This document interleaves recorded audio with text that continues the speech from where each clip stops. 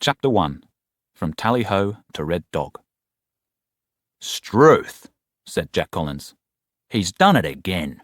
It's a terrible smell, a real stink. How can that dog live with himself? When he breaks wind, I want to run out of the room." "Everyone likes their own smells," said Mrs. Collins. "Oh, yes," said her husband. "Well, it's too much for me, Maureen. Tally will have to live outside the house." "It's because of what he eats," said Maureen. "It's going to make smells, and he eats so fast, too."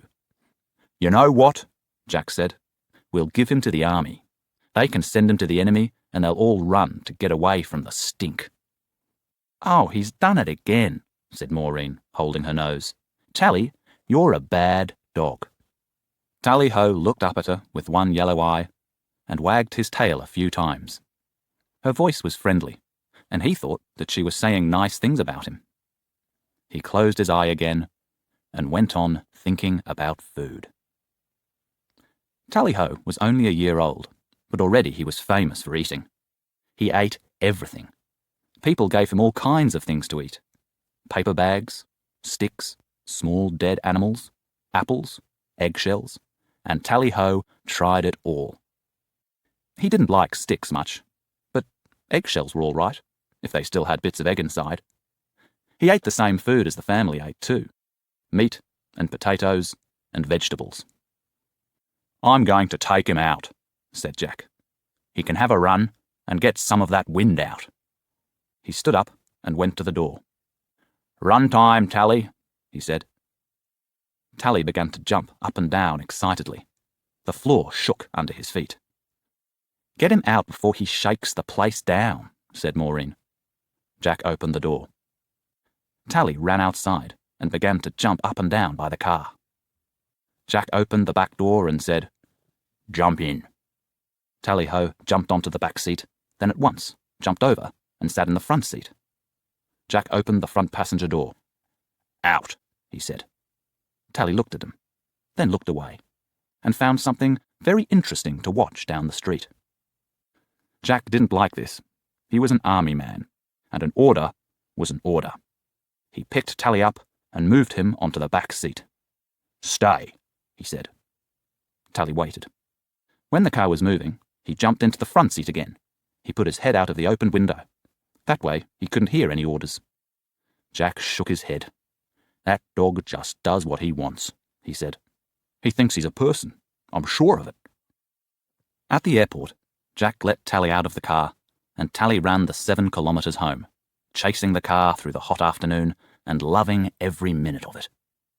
When he arrived home, he drank about 1 liter of water, then went outside and lay down under a tree. That evening, he ate 700 grams of dog food in just over 10 seconds. "That's one hungry dog," said Jack. When Tally was sure there was no more food, he went outside again. He had a little sleep, woke up, and thought about going walkabout, maybe chasing a wallaby. There were so many interesting smells out there in the dark. He got to his feet and set off into the night. In the morning, Jack Collins said, "I think Tally's gone walkabout again." "One day he won't come back," said Maureen. "He always comes back in the end," said her husband. 3 days later, Tally walked in, just in time for supper. His coat was dirty, his stomach was nice and full, and he looked very pleased with himself. Maureen and Jack Collins had to move from Parabadoo to Dampier. It was a long, hot journey of about 350 kilometers, along a difficult road full of holes. They set off early before the sun got too hot, but after 15 kilometers, Tally's stomach began to work on his breakfast, and a terrible stink filled the car. Then he broke wind again, even worse than before. "Struth! Bad dog!" Jack had to stop the car. He got out, pulled Tally out of the car, and put him into the trailer with all the chairs and tables and boxes. "Sorry, mate, but if you can't hold it in, you're not coming with us. You'll have to ride in the trailer." Tally made himself comfortable between the legs of a chair. He loved travelling from place to place, watching the world go by, seeing new places, making new friends. In Dampier, he lived with Jack and Maureen most of the time, but he often went walkabout for days at a time. One evening, Jack took him out for a run on the beach. There were lots of families there having barbecues, and Tally soon got the wonderful rich smell of meat cooking over fires. Jack took hold of Tally's collar to stop him running up to the barbecues. He didn't know any of the people on the beach, but to his great surprise, many people knew Tally. "Look, there's Red Dog," called one man. Another man came and patted Red Dog on the head. "Hello, Bluey. How are you going? Welcome to the barbie." Soon Tally escaped from Jack's hold and ran away. A minute later, Jack heard a cry. "Hey, my steak! Where is it? I put it down on my plate, and now it's gone." Then came a second shout. "Who's taken my burgers?" Jack hurried away. He knew Tally could find his way home, and he didn't want to talk to angry men about his dog stealing their dinners.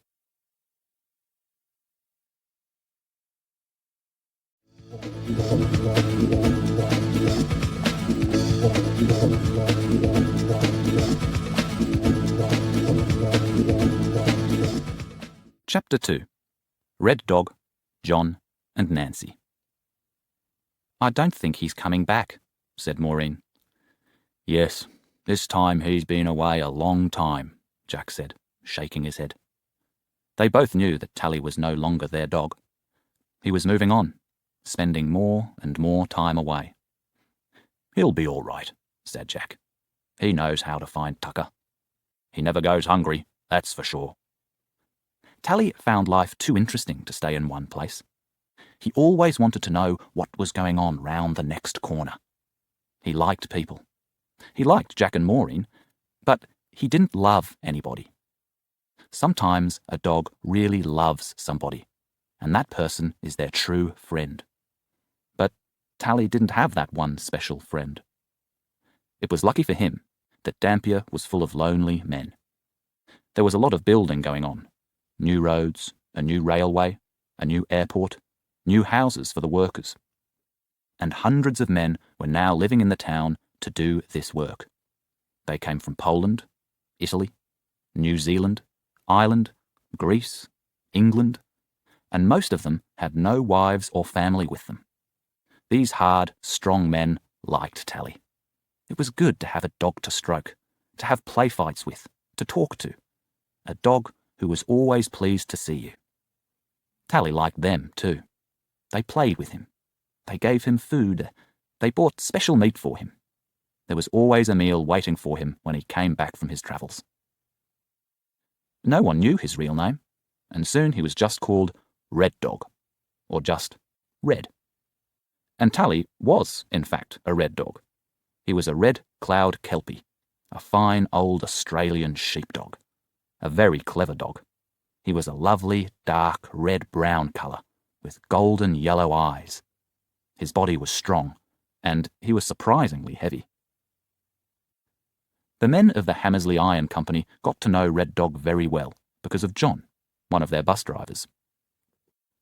John was half Maori, and people said that he was a friend to everyone. He was small and young, and he loved animals more than anything. One day, he was in Dampier, standing by his bus, waiting for his passengers, when he saw Red Dog in the street. He smiled and went down on one knee, calling out, "Hey, boy, here." Red Dog stopped and looked at him. "Come on, mate," said John. "Come and say g'day." Red Dog wagged his tail. He came over, and John took hold of his right paw and shook it. "Pleased to meet you, mate," he said. Then he took Red Dog's head in both hands and looked into his eyes. "Hey, you're a beauty," he said. And from that moment, Red Dog knew that his life would be different. When the men arrived to take their bus to work, they found John sitting in the driver's seat and Red Dog sitting in the seat behind him. After that, Red Dog travelled everywhere on the Hamersley Iron buses, and he always had the seat behind the driver. One day, a stranger got on the bus. Nancy Gray was new in town. She was a secretary at Hamersley Iron, and she didn't know about Red Dog. The bus was full of workers, and there were no empty seats. There was just a seat behind the driver, which had a dog in it. The men all sat there, watching and smiling. They wanted to see what would happen. "Down," said Nancy. Red Dog looked up at her, then looked away again. He did not move, and showed that he had no plans to move out of his seat. "Bad dog," said Nancy, and Red Dog showed his teeth to her, just a little. Nancy was a bit surprised. The men in the bus began to laugh at her. "You'll never get him out of there," said one man. "That's his seat. No one sits there when Red wants it." Nancy did not like losing. She wanted to show these men and this dog that she wasn't going to run away. She sat down very carefully on the edge of Red Dog's seat. Red Dog showed his teeth again. "Well, aren't you a nice, friendly dog?" Nancy said. Showing teeth didn't make Nancy move, so Red Dog decided to push her off the seat. He put his nose under her leg and pushed, but Nancy wasn't leaving now. "I'm not moving," she told the dog quietly, "so you'll just have to sit next to me and like it." Red Dog pushed again, and again, then decided to leave her sitting uncomfortably on the edge of the seat. The next morning, Nancy got on the bus, and again there was Red Dog, sitting behind the driver's seat. "Oh no," thought Nancy. She now knew all about Red Dog from the people in the office. She sat down on his seat, a little closer than yesterday. Red Dog put his nose under her leg and once again tried to push her off, but she wouldn't move. So Red Dog sat up, turned his back to her, and looked out of the window. The next day, Red Dog was waiting for Nancy to sit next to him, and he forgot to try to push her off the seat. And when Nancy said, "Hi, Red," and patted him on the head, he wagged his tail, but only once, and then he went back to looking out of the window. He didn't want to be too friendly too quickly. But from that moment, Red Dog and Nancy were friends. Not many people could sit next to Red Dog, but Nancy was one of them.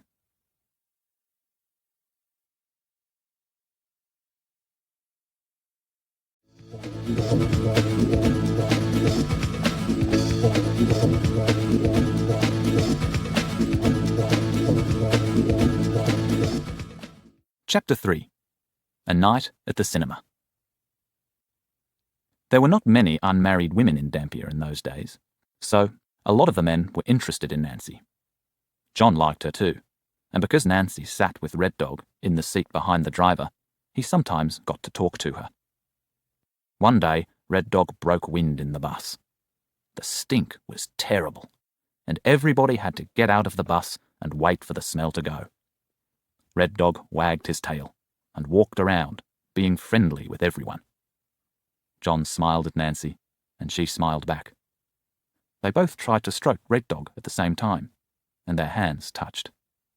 They both laughed a little, and John said, "Did you hear what happened yesterday, on the bus?" They began to tell Red Dog stories to one another. Then, after a time, John said, "There's a new film on at the open-air cinema. Would you like to come and see it?" "What is it?" asked Nancy. "Can't remember," said John, "but they say it's good." "All right then," said Nancy. "We'll try it." That evening, John cleaned his car, washed his hair, put on a new shirt, and tried to hide from Red Dog. This was difficult, because Red Dog loved him and followed him nearly all the time. But John didn't want Red Dog around on his night out with Nancy. Everything was fine at first. He drove Nancy to the open-air cinema at Carafa, opened the sunroof on the car, and the film began. It was a lovely warm evening, and the stars were bright in the sky above. John began to plan how to kiss Nancy. He put his arm around her and waited for a good moment in the film. Nancy moved her head a little nearer to John's, and John put a small kiss on the side of her head. Things were going well. Then there was a sudden scratching noise on the car door. "Oh, no," John said. "What was that?" asked Nancy. "It's Red," said John. "He's found us." Red Dog scratched again, and John looked unhappy. "Aren't you going to let him in?" asked Nancy. "No. You know what he's like." "Oh, don't be unkind, John. Let him in." "He comes to see all the films," said John. "But why doesn't he sit with the people who brought him?" "I'll let him in," said Nancy. She opened the back door, and Red Dog jumped in, his tail wagging happily. "Oh, Nance," said John. "Why did you do that?" For a time, all was well. Red Dog watched the film, and John quietly put his arm around Nancy again. He gave the side of her head another little kiss, and at once Red Dog put his feet up on the back of the front seats and pushed his head in between them. Nancy laughed, and John said, "Get down, Red, and be quiet." The love story in the film was getting interesting, and John decided it was a good moment for his first real kiss with Nancy. But when he moved closer to her, the most terrible stink suddenly came from the back seat. "Struth," said John, and Nancy opened the door and jumped out. "Red," said John, sounding tired, "you really are a terrible dog." Red Dog looked pleased with himself, and John and Nancy never did have that kiss. John said that with Red Dog in his life, it wasn't possible to have a girlfriend.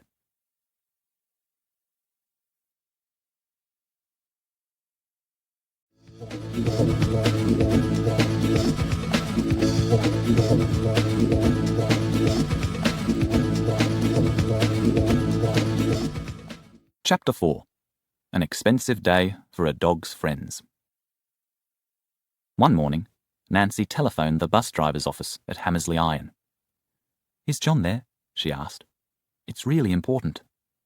Luckily, the men were having smoko, and John came to the phone at once. "It's about Red," said Nancy. "Look, John, it's bad news. Somebody's shot him." "Someone's shot Red? What do you mean, shot?" "I found him just now when I was driving along the road near 7 Mile Creek," Nancy said. "My friend Patsy is with me, and she stayed with him while I came to phone. I'll get back there and wait for you. Okay?" John put down the phone, white-faced, worried and angry. He turned to the other bus drivers. "Where's the nearest vet?" he asked. "Port Hedland," said Jocko. He was from Scotland. No one knew his real name. Everyone just called him Jocko. "Struth, that's 4 hours' drive," said John. "Red could die before we get there." "I'll come with you, mate," said Jocko. "I'll do the first aid." Jocko was good at first aid. "I'll come too," said Giovanni, who was called Vano. "And me," said Piotra, who was called Pito. John went to talk to their boss, who said they could go. That was the good news. The bad news was that they would all lose a day's pay. But they still wanted to go. Red Dog was special. He was John's dog, but he rode around on all their buses, and they all loved him. They drove away fast in John's car, and at 7 Mile Creek they found Nancy and Patsy and Red Dog. He was lying still at the side of the road. John put his hand on Red Dog's head. "Hello, mate," he said. Red Dog wagged his tail, just a little at the sound of John's voice. He put his head on the ground. He felt tired, so tired, and his leg hurt like fire. Jocko opened the first aid box and got to work. "There," he said at last. "He's lost a lot of blood, but I've stopped it now.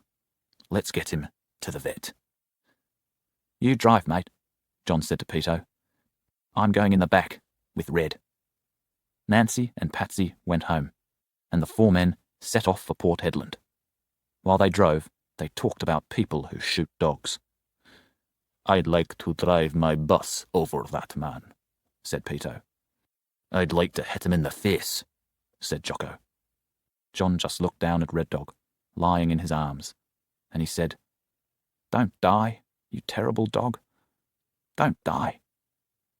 After 4 hours hard driving, they arrived in Port Hedland, found the vet's place, and carried Red Dog inside. The vet told John to lay the dog on the table, and he began to look at the leg, now dark with dried blood. "Nice first aid work," said the vet. "Who did that?" "It was me mate," said Jocko, looking pleased. "Will he be all right?" asked John. "Too early to say," said the vet. "I'll have to get those bullets out." He looked at the animal more closely and said, "Well, what do you know? It's Red Dog, isn't it?" "Struth," said Peter.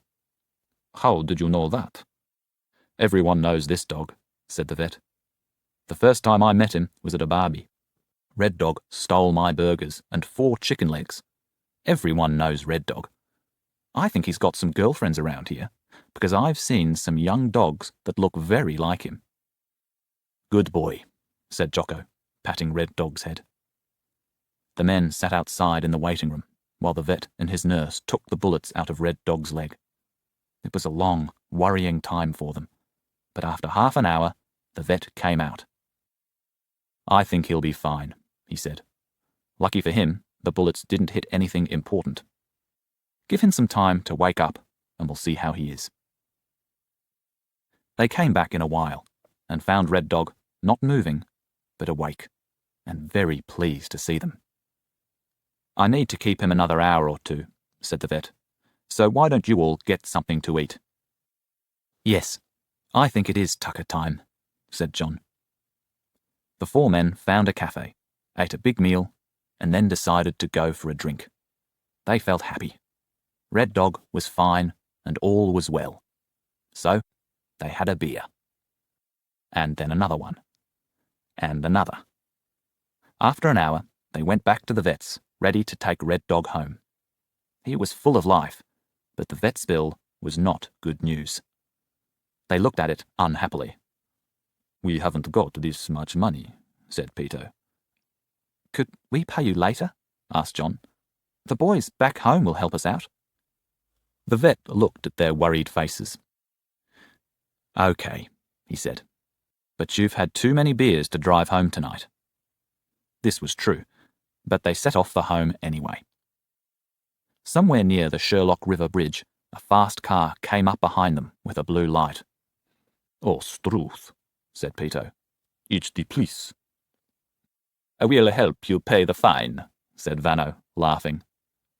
Peter stopped the car and got out. The policeman got out of his car and came up with his notebook. "Hello, Bill," said Peter. "I'm not Bill when I'm working, mate," said the policeman, who lived in the same street as Peter.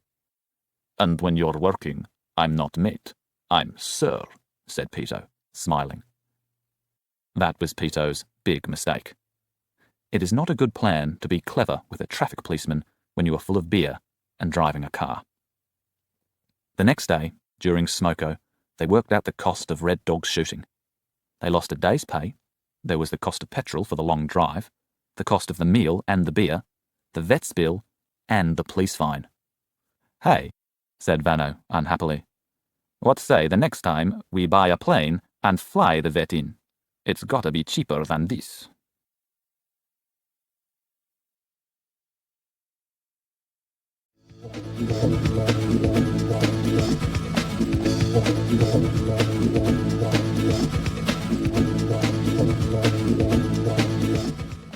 Chapter 5.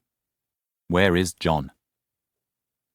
John bought a big motorbike because on hot days he liked riding around with the wind in his face. He tried putting Red Dog on the seat in front of him, but Red Dog preferred the comfortable seats of cars and buses. When John went out in his car, Red always wanted to go too.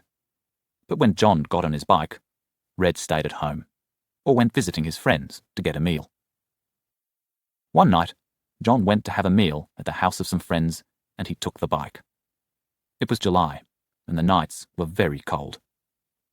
Red Dog was out, looking for other dogs to fight, and wallabies to chase. What happened that night will always be a mystery. John had some beers, but not too many, and he left his friends after a happy evening and a good meal. On the road coming into Dampier, there is a sudden bend, and on both sides of the road there are great red rocks. Perhaps John was going a bit too fast. Perhaps there was something wrong with his bike. Perhaps there was a stone on the road. But something went wrong, and John hit the side of the road and went flying through the air. He came down on one of the great rocks. No one knows how long John lay dying. He tried to get back to the road, but he was too badly hurt. And after a while, that kind, animal-loving man, who was a friend to everyone, died alone in the rocks by the road. Perhaps he thought about Red Dog while he slowly fell into that long, last sleep on that cold and starry night. The next morning, John did not come into work, and his friends were worried. "I got a bad feeling," said Vano, shaking his head. "It's not like John," said Peter. "He phones in if he's not coming." "Let's give him until Smoko," said Jocko, "and if he's still not here by then, I'll go out and look for him." John was not there by break time, so Jocko went round to John's little house. He found Red Dog waiting outside the door. The dog got to his feet and wagged his tail. "Where's your mate?" asked Jocko. He knocked on the door, but he knew there would be no answer. John never left Red outside if he was at home. John's car was there, but not his motorbike, and Jocko remembered about the dinner with friends. Jocko went back to the bus station and phoned the friends. "When John left you last night, was he on his bike?" "Yes. Why? What's up?" "He never got home." Jocko borrowed a car and drove along the road from the friend's house. He was a motorbike rider himself, and he knew which places were dangerous for a bike rider. When he came to the bend near Dampier, he stopped the car and got out. He walked across the road and looked down over the red rocks. Dampier was a small place back then, and everyone knew John and liked him. His death made everyone unhappy. He was too young, much too young, to die so suddenly. He died with all his life in front of him, leaving behind some good friends and a dog who loved him. When someone dies, there is a lot to do. 3 days later, someone remembered Red Dog and found him still waiting outside John's house. John's friends brought food, and Red Dog ate it, then lay down again outside the door. He slept there through the cold nights, waiting for John to come home. After 3 weeks, he went to the bus station and spent half his time there with his friends, the bus drivers, and half his time outside John's house. What goes on in a dog's head? No one knows how much language a dog has, or how they think, but there was surely one big question in Red Dog's head. Where is John? If you are a dog and you lose your master, your one special friend, it is a terrible thing. Red Dog had only one plan. He went to every place that John knew, looking in every corner for him, hoping and hoping to find him. From this time, Red Dog became the dog of the Northwest. He belonged to everyone, because he could never find John again, and there was no one who could take his place.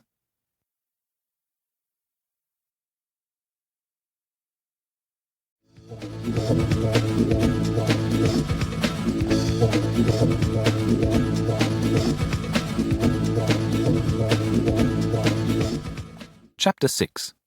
The Dog of the Northwest. Red Dog had his greatest adventures after John's death. He always liked travelling, but when John was alive, Red Dog liked to be with him. Now he was free, and answered to nobody. He was well known and well loved in the Northwest, and every week somebody tried to give him a home, make him comfortable, give him good meals. Red Dog liked all these people, and he often stayed a while, but he always moved on sooner or later. Then, months later, there he was, scratching at the door, back again for a short visit and a good meal. He travelled, as usual, on the Hammersley Iron buses and in the train to Mount Tom Price.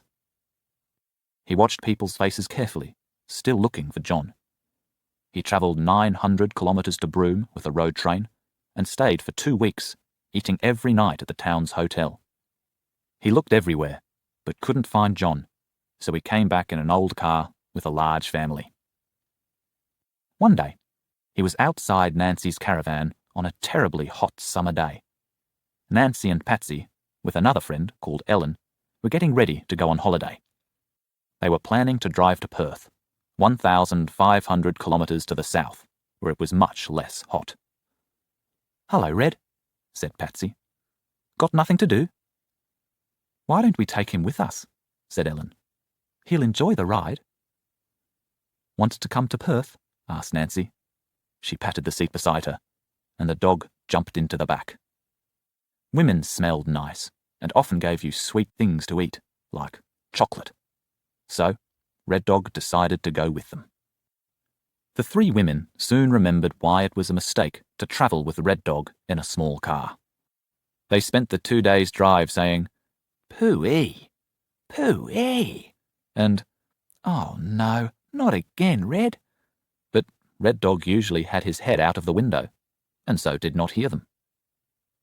Patsy, Ellen, and Nancy went swimming and lay on the beach in the sunshine. Red Dog enjoyed swimming too, and also the many ball games on the beach.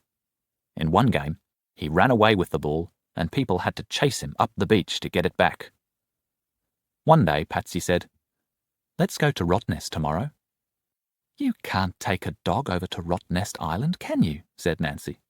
"What'll we do with Red?" "Where is Red, anyway?" said Ellen, sitting up. They looked up and down the beach. They called and shouted. They went to the hotels and cafes. They looked through the park. Red Dog was nowhere. "You know what we've done?" said Patsy. "We've lost the most famous dog in Western Australia." "When we get home, they're going to kill us," said Nancy. "What are we going to do?" "Just think," said Ellen unhappily, "what Jocko and Peto and Vano will say." That was the end of their holiday. They went to the best fish restaurants, but they couldn't eat. They went shopping, but they couldn't find anything to buy.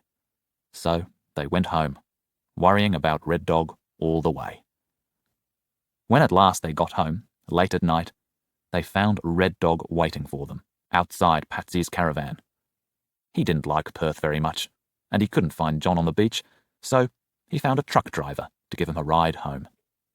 The 3 women were really pleased to see him, and gave him a big meal. "But you're a bad boy, Red," said Patsy. "Look what you did to our holiday." "We've still got a few days' holiday, so why don't we go down to Exmouth?" Nancy said. "Yeah, why not?" said the other 2. They all looked at Red Dog, and Ellen said, "Are we taking Red?" "Not on your life," said Nancy and Patsy. Red Dog went to visit Jocko, Peto, and Vano and Hammersley Iron, and then he went and stayed for a night at the Walkabout Hotel in Karratha. The cook there was a friend of his, and always gave him a good meal. 3 days later, he gave the 3 women a very great surprise when he walked past their cafe in Exmouth. He was pleased to see them, but by the next morning he was on his way to Onslow with another truck driver friend. Nancy, Patsy, and Ellen all lived in caravans in the caravan park. Many people were living there while they waited for the builders to finish the new houses. The park was a nice place, with flowers everywhere, but there were 2 things wrong with it. One thing was a rule which said, "No dogs." And the other thing was a caretaker who liked rules, and who did not like dogs. His name was Mr. Cribbage, and every time he saw Red Dog, he tried to chase him away. There was also a cat who lived in the caravan park, called Red Cat.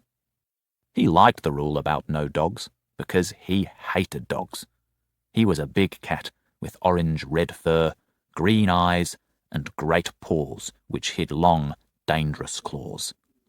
Red Cat never lost a fight.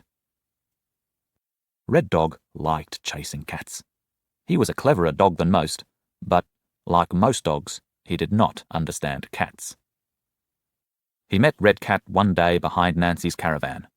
At once, he jumped forward to begin the chase, and then stopped, because Red Cat did not run. He sat still, opened his mouth, and hissed. Red Dog jumped again, but still Red Cat did not run. He hissed again, even louder, and his fur stood up all along his back. Red Dog began to feel less sure of himself, but he still wanted to chase. He tried again, but Red Cat hit out with his claws, and blood began to run from Red Dog's nose. Red Dog showed his teeth and growled. Red Cat showed his teeth and hissed.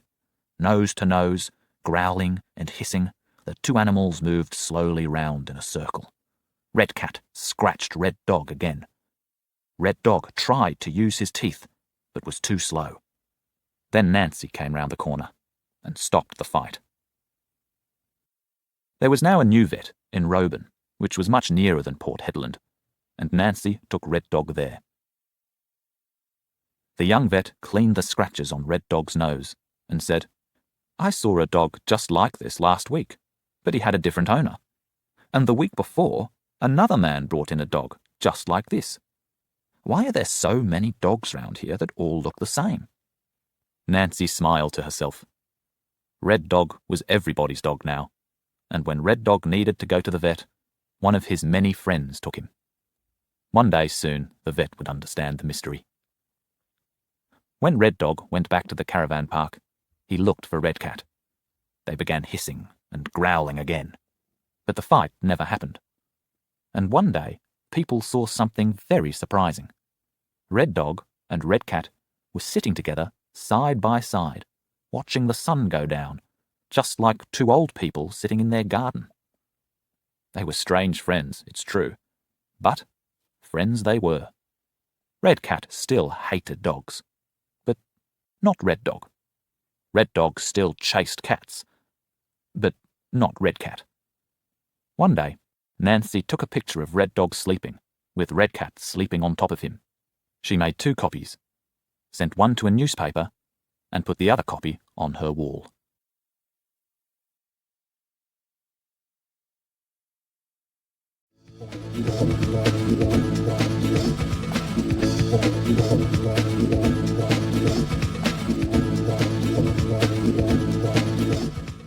Chapter 7. Red Dog and His Friends. During the years after John's death, Red Dog travelled all over the northwest. He had many adventures and accidents, and made many new friends. Once he fell off a trailer and hurt his leg. A man called Don, who worked at Dampier Salt Company, found him and took him to the vet in Roban. The vet knew all about Red Dog now. "He stayed with me once for a few days," the vet told Don. "Then he went off again. You know what he does? He knows which cars come from Dampier, so he looks for one, then goes and sits next to it until the driver comes back. Then he gets a ride back home." Vets cost money, of course, and who was going to pay the vet's bills for Red Dog? This is what the men of Dampier Salt Company did. They opened a bank account for him at the Wales Bank under the name Red Dog, and everybody put a little money in. He was a dog who belonged to everybody in that part of Australia, and he was often called the Dog of the Northwest. But he had a third name too. In Australia, anyone with red hair is called Bluey, and some people called him that. To Mr. and Mrs. Cribbage, Red Dog did not have a name. He was just that dog. Red Dog often visited his friends in the caravan park, and one day Mrs. Cribbage saw him when he was scratching at Patsy's door. She ran up to him, shouting, "Hey you! Off! Away!" Red Dog looked at this strange, fat woman and scratched again on Patsy's door. Patsy opened the door. "What's up?" she asked Mrs. Cribbage. "No dogs," said Mrs. Cribbage. Patsy looked at her. "You don't understand. This isn't just any dog. This is Red Dog." "A dog's a dog," said Mrs. Cribbage. "It doesn't matter if it's the Queen of England's dog. This is a dog, and that's that. No dogs." "Red Dog's special," Patsy said. "Everyone knows that."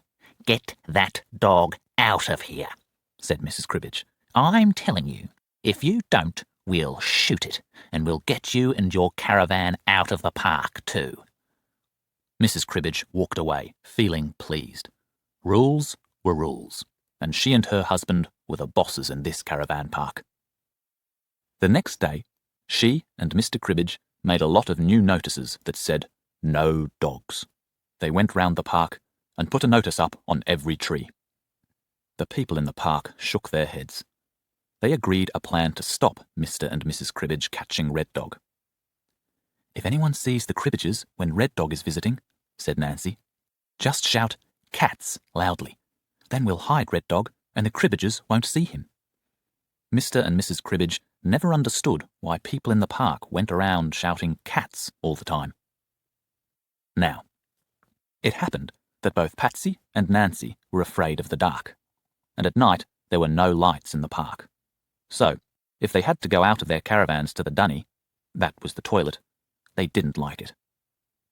Red Dog could smell his way around in the dark, but he understood that Nancy and Patsy were afraid. It was a strange thing, but when they needed to go to the dunny at night, there was Red Dog. He walked with them to the dunny and then walked back again to the caravan. He had lots of nice little meals to thank him for this. But one night, Mrs. Cribbage came out of the dunny at the same time as Patsy and saw Red Dog. "What did I tell you about that dog?" she cried. "You're out, girl. I told you you'll have to leave this park." Patsy felt angry with the Cribbages in their stupid no dogs rule. "I'll get lost, why don't you?" she said. "You wait," shouted Mrs. Cribbage. "You just wait." Patsy turned and walked away. "Come on, Red, let's go back to bed." The next morning, somebody pushed a letter under her door. It said, "There is a rule in the park about dogs. No dogs. You are keeping a dog, and we have told you not to, many times. You must now leave this park. Tomorrow morning at 9:30 we will take your caravan out. Mr. and Mrs. Cribbage." Patsy went round to Nancy's. "What am I going to do?" she said. "Where am I going to live? This is terrible. They're taking my home away just because of a dog." Nancy put her hand on Patsy's arm. "Don't you worry," she said, "and don't start packing. I know what to do." She took the letter and went from caravan to caravan, showing it to everyone. The next morning, at 9:20, Mr. Cribbage picked up the keys of his truck from the table. "There's a lot of people driving around this morning," said Mrs. Cribbage, looking out of the window. "What are they all doing?" When Mr. Cribbage went outside, he understood. There were cars everywhere, in a circle all around his truck and across all the roads in the park. He couldn't go anywhere. Nobody could go anywhere. He was too angry to speak, and what was worse, all the people in the park stood around watching him, smiling, calling out, "Going to take Patsy's caravan away, were you? Want any help? Looks a bit difficult to me." Mr. Cribbage found his voice. "That dog has to go. It doesn't belong to anyone. I'm calling the police." "That's no good," someone shouted. "Red's a friend of Bill's, and Red belongs to everybody." Mr. Cribbage stood for a moment, then turned and went back into his office. He came out with a gun in his hands. He put 2 bullets into the gun, put the gun under his left arm, and patted it with his right hand. "When I see that dog," he called out, "he's getting this." He turned round and went back inside. Outside, things happened very quickly. "He can't do that," people said. "He's mad. He can't shoot Red Dog." "I'm calling the RSPCA," said Patsy. "I'm calling the boys at Hammersley Iron," said Nancy. The RSPCA man arrived and told the Cribbages that they couldn't just shoot a dog. Later, a yellow bus arrived from Hammersley Iron. The workers were strong, hard men, and they were tired after their day's work, tired and angry. They pushed into Mr. Cribbage's office and all crowded around his desk. Jocko put his hands on the desk and looked down at Mr. Cribbage. "Now, are you the little piece of dirt that wants to shoot Red Dog?" The next morning, very early, Patsy knocked on Nancy's caravan door. "Nance, look! They've gone." It was true. The Cribbages were no longer there. Their caravan was gone. They were gone. Everything was gone. No one ever saw them again. "I feel terrible," said Patsy later. "We've run them out of town. It's not a very nice thing to do, is it?" "Too late now," said Nancy. "And who's sorry that they've gone?" No one knows what Red Dog thought. He went looking for John one more time, riding all the way down to sweet Adelaide on a trailer. He came back 2 months later on a road train. By the time he next scratched on Nancy's door, there were new caretakers and new rules.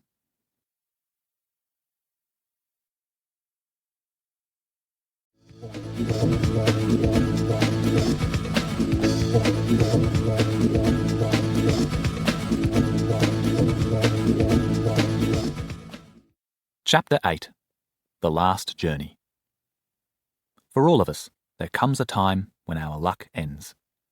Some of us die alone, and some not, but everyone goes alone through that last dark door at the end of life. Red Dog was only 8 years old, but he was getting tired. He rode all over Western Australia looking for John. He got into fights.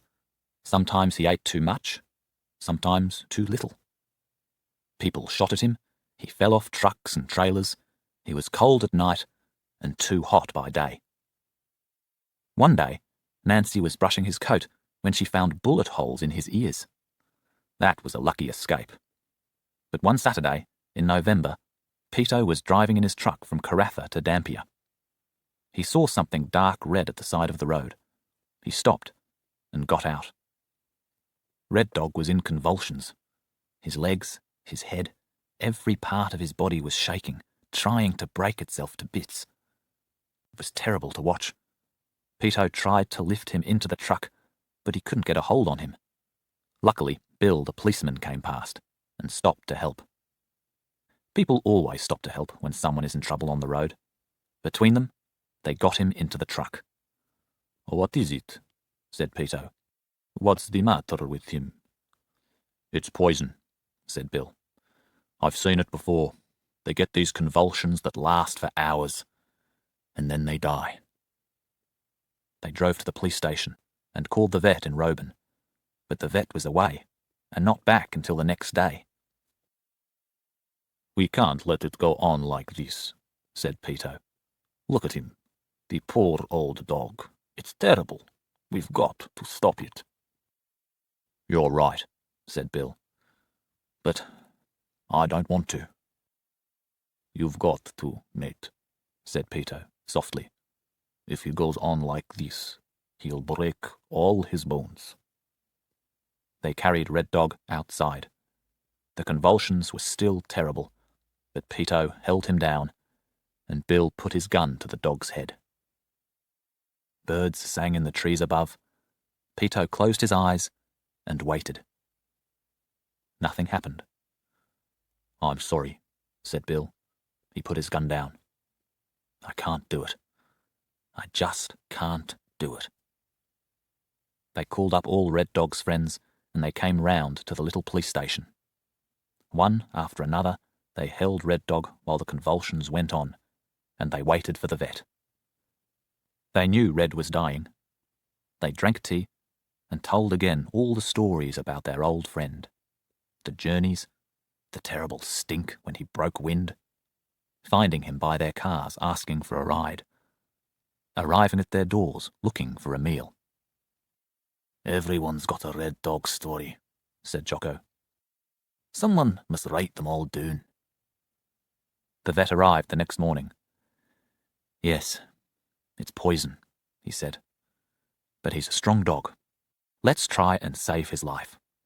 Hold him down for me while I give him an injection."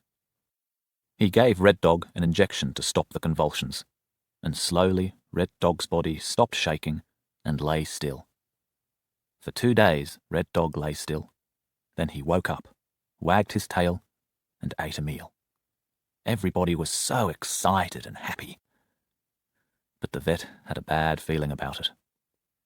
A day or 2 later, Red Dog began to walk into things and fall down. "It's no good," the vet said. "He can't see, and he can't walk. He's not himself. The light in his eyes has gone out. We tried, but now it's time to finish. I'm sorry." Patsy, Helen, Nancy, Bill the policeman, and the boys from Hammersley Iron and Dampier Salt all called in to say goodbye.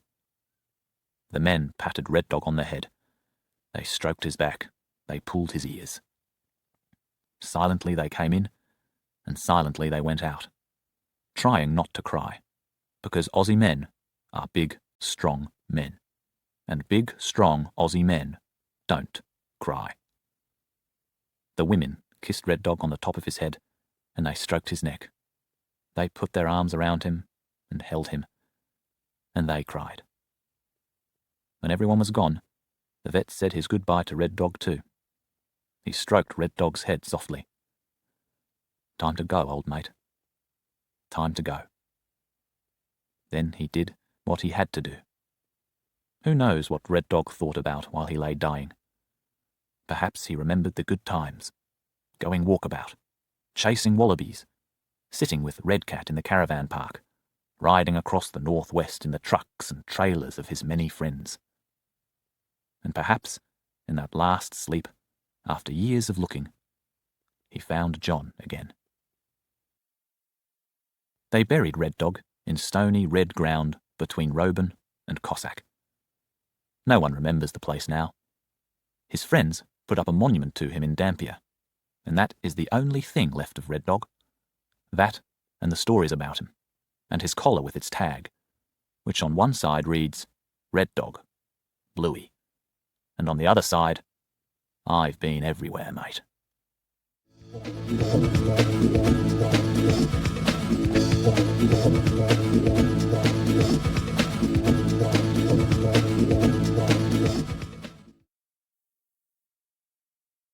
Chapter 1. The Three Friends. One of the pages of Longridge's note to Mrs. Oakes flew into the air. It sailed across the room and landed on the fire. The journey took place in Canada, in the northwest of Ontario. This part of the country is wild, with woods, lakes, and fast rivers. There are thousands of kilometers of narrow country roads, a few small towns, and lonely farms. Men from the big paper companies cut down trees deep in the forests. There are Indians and hunters. But most of the time, there are no human beings, only wild animals, and silence. For almost half the year, the area is covered in snow, and the temperature falls below 0 for weeks. The seasons are different in North Ontario. The plants and flowers do not grow slowly in spring. There is a sudden short summer when everything grows fast. Then it is fall again, with clear blue skies, sunny days, and wonderful richly colored leaves on the trees, gold and yellow and red. Through this wild, lonely country, in the fall, the three travelers made their incredible journey. John Longridge lived alone, a long way from one of the small towns, in an old stone house that belonged to his family. He was a tall man of about 40, serious but kind. He was a writer of history books and traveled a lot. But he always returned to the comfortable old stone house to write his books. Mrs. Oakes and her husband Bert lived about a kilometer away. Mrs. Oakes went to Longridge's home every day. She looked after the house and cooked his main meals. Bert looked after the backyard. They understood Longridge very well. While he was writing, they worked quietly around the place. On the evening before the incredible journey, toward the end of September, Longridge was reading a newspaper by a warm wood fire in his comfortable library. He couldn't turn the pages easily because a Siamese cat with bright blue eyes was sitting on his knees. From time to time, the cat moved his brown front paws as he looked into the fire. On the floor, with his head on one of Longridge's feet, lay an old white bull terrier. His eyes were closed, and his tail moved in his sleep. Some people think bull terriers are strange, ugly dogs, but Longridge loved him. He was a friendly family pet, and at the same time, a strong, brave fighter. The man always enjoyed the look of happiness in the old dog's little eyes. By the door lay another dog with his nose on his paws. This was a large, red-gold Labrador retriever, a young dog with a strong body. His brown eyes were wide open, watching everything. When Longridge got up from his chair, the dog lifted his proud head. Longridge put the cat on the floor and carefully moved his foot from under the old dog's head. He walked across the room and looked out the window. A huge orange moon was coming up, just above the trees at the far end of the yard. It was bright outside from the light of the moon. Longridge could see the leaves on the grass. There were a few colorful flowers, still there from the summer. He turned, crossed the room, and turned on another light. Next, he opened a narrow cupboard halfway up the wall. Inside were a lot of guns. He took one out and looked at it carefully. The Labrador sat up when he saw the gun. He looked at it with excitement and great interest. When Longridge put the gun back in the cupboard, the young dog lay down again. He turned his head away, his eyes unhappy. Suddenly, the telephone rang and broke the silence of the quiet room. Woken by the noise, the cat jumped angrily off the chair. The old bull terrier struggled to his feet. Longridge answered the phone. He could hear Mrs. Oakes, but her voice was not very clear. "Speak louder, Mrs. Oakes," he said. "I can't hear you." "I can't hear you very well either," said Mrs. Oakes. "Is that better? I'm shouting now." "What time are you leaving in the morning, Mr. Longridge?" "Excuse me? Could you talk louder, please?" "About 7 o'clock. I want to get to Heron Lake before dark," he shouted. "But you don't have to be here at that time, Mrs. Oakes." "What did you say? 7? Will it be all right if I come at about 9? My daughter's arriving on the early bus, and I'd like to meet her, but I don't want to leave the dogs alone too long." "Of course you must meet her," John shouted. "The dogs will be fine. I'll take them out before I leave, and—" "Oh, thank you, Mr. Longridge. I'll be there at about 9, I promise. What did you say about the animals? Don't worry about them. Bert and I will—" But Longridge couldn't hear her. He put down the phone, walked over to the outside door, and opened it wide. The 3 animals followed him and ran out into the cold night air. Longridge stood at the door, quietly smoking his pipe. The animals did the same thing every night. For the first few minutes, they stayed in the yard. Then they all ran into the fields. As they disappeared into the darkness, the old bull terrier far behind the other 2, Longridge turned back into the house. Longridge and his brother owned a cabin on Heron Lake, over 300 kilometers away. Twice a year, they went there together for 2 or 3 weeks to fish and hunt. Mrs. Oakes and Bert looked after the house and the 3 animals while Longridge was away on vacation. Bert worked in the yard, so the animals could be outside most of the time. Mrs. Oakes fed them while she was working in the house. Longridge finished packing and went into the library. He sat down and wrote a note. "Dear Mrs. Oakes," he wrote, "I've taken some coffee and sugar with me.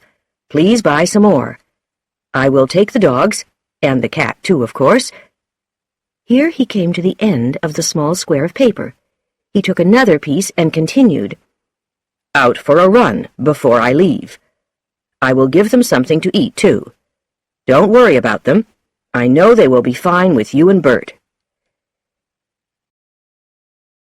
He left the note on the desk, then opened the outside door. The old dog and the cat hurried in to greet him. They brought the fresh smell of the fields with them. The young dog followed behind, walking calmly. The old dog wagged his tail against Longridge's legs. The cat pressed against him, too. He moved his tail politely from side to side when the man softly touched him. The Labrador stood near them and watched quietly. The cat then walked into the library to lie down in front of the warm fire. Every night he lay there first, and later moved upstairs to Longridge's bed. The cat could go everywhere in the house, because he could open all the doors himself.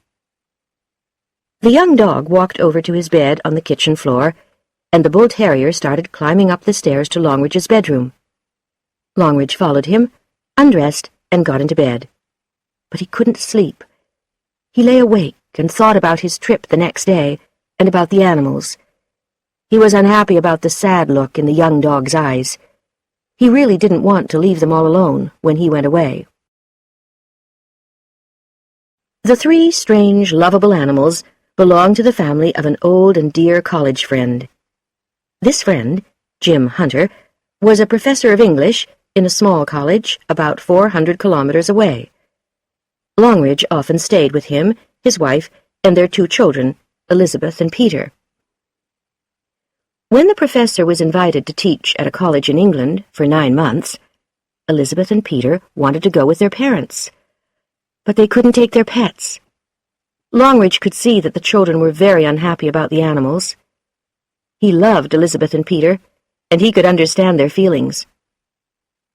The cat, Teo, belonged to 9-year-old Elizabeth. She looked after him, fed him, took him for walks, and he slept at the bottom of her bed. 11-year-old Peter couldn't remember a day in his life without Bodger, the terrier, a gift to him on his first birthday. The Labrador, Louis, belonged to their father. The young dog often went hunting with his master.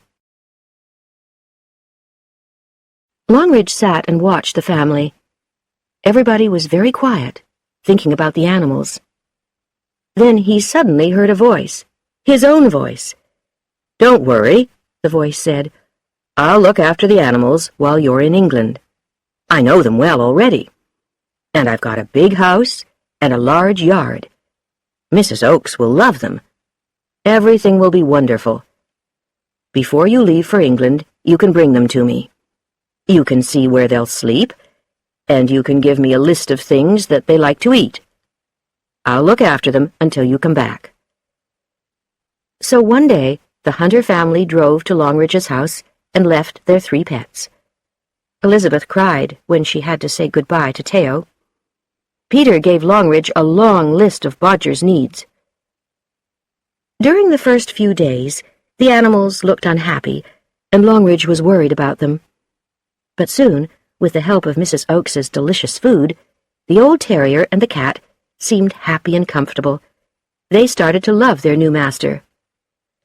Then Bodger started disappearing in the afternoons. Longridge didn't know where he went. Finally, one day, he saw the terrier in the school playground. The dog walked over the fields every afternoon to play with the school children.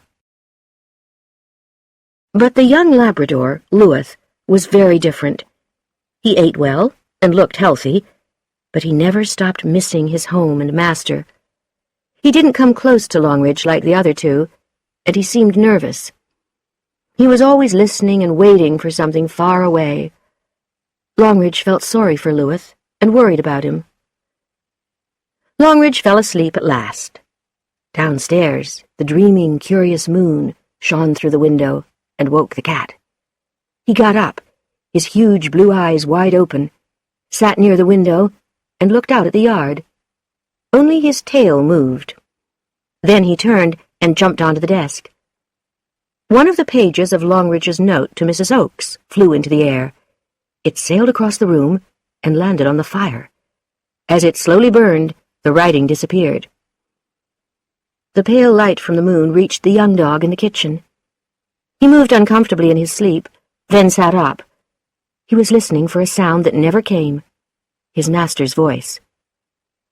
Finally, the moon lit the upstairs bedroom. There Longridge lay asleep in his bed, with the old bull terrier, warm and happy, against his back. Chapter 2. The Journey Begins. She thought that the animals were traveling north, on vacation with Longridge. She had no idea that they were now on a lonely country road, going west. Longridge got up early the next morning. The sun was already shining over the fields and through the bedroom window. It was the beginning of a perfect, warm fall day. He shaved and dressed quickly, and then went downstairs. The animals were waiting patiently by the outside door for their early morning run. He let them out, then cooked and ate his breakfast. He was putting his bags in the car when the dogs and the cat returned from the fields. He gave them some cookies, and they lay by the wall of the house in the sun. They watched him as he put his guns and hunting equipment into the back of the car. When it was time to leave, he crossed the yard to the animals. He said goodbye to each of them. "Be good. Mrs. Oakes will be here soon." "Goodbye, Louis," he said to the Labrador retriever. "I know you want to come with me. I'd like to take you, but I can't. Our boat is too small for 3 of us." As he spoke, he put his hand on the young dog's soft face. The golden-brown eyes looked into his, and then the dog did an unusual thing. He lifted his right paw and placed it in the man's hand. Longridge was surprised at the dog's friendliness. "Thank you, Louis," he said. "You're a good friend."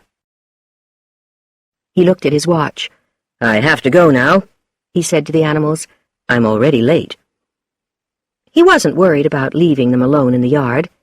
They never went far without him. And when they wanted to get back into the house, they could push the door open.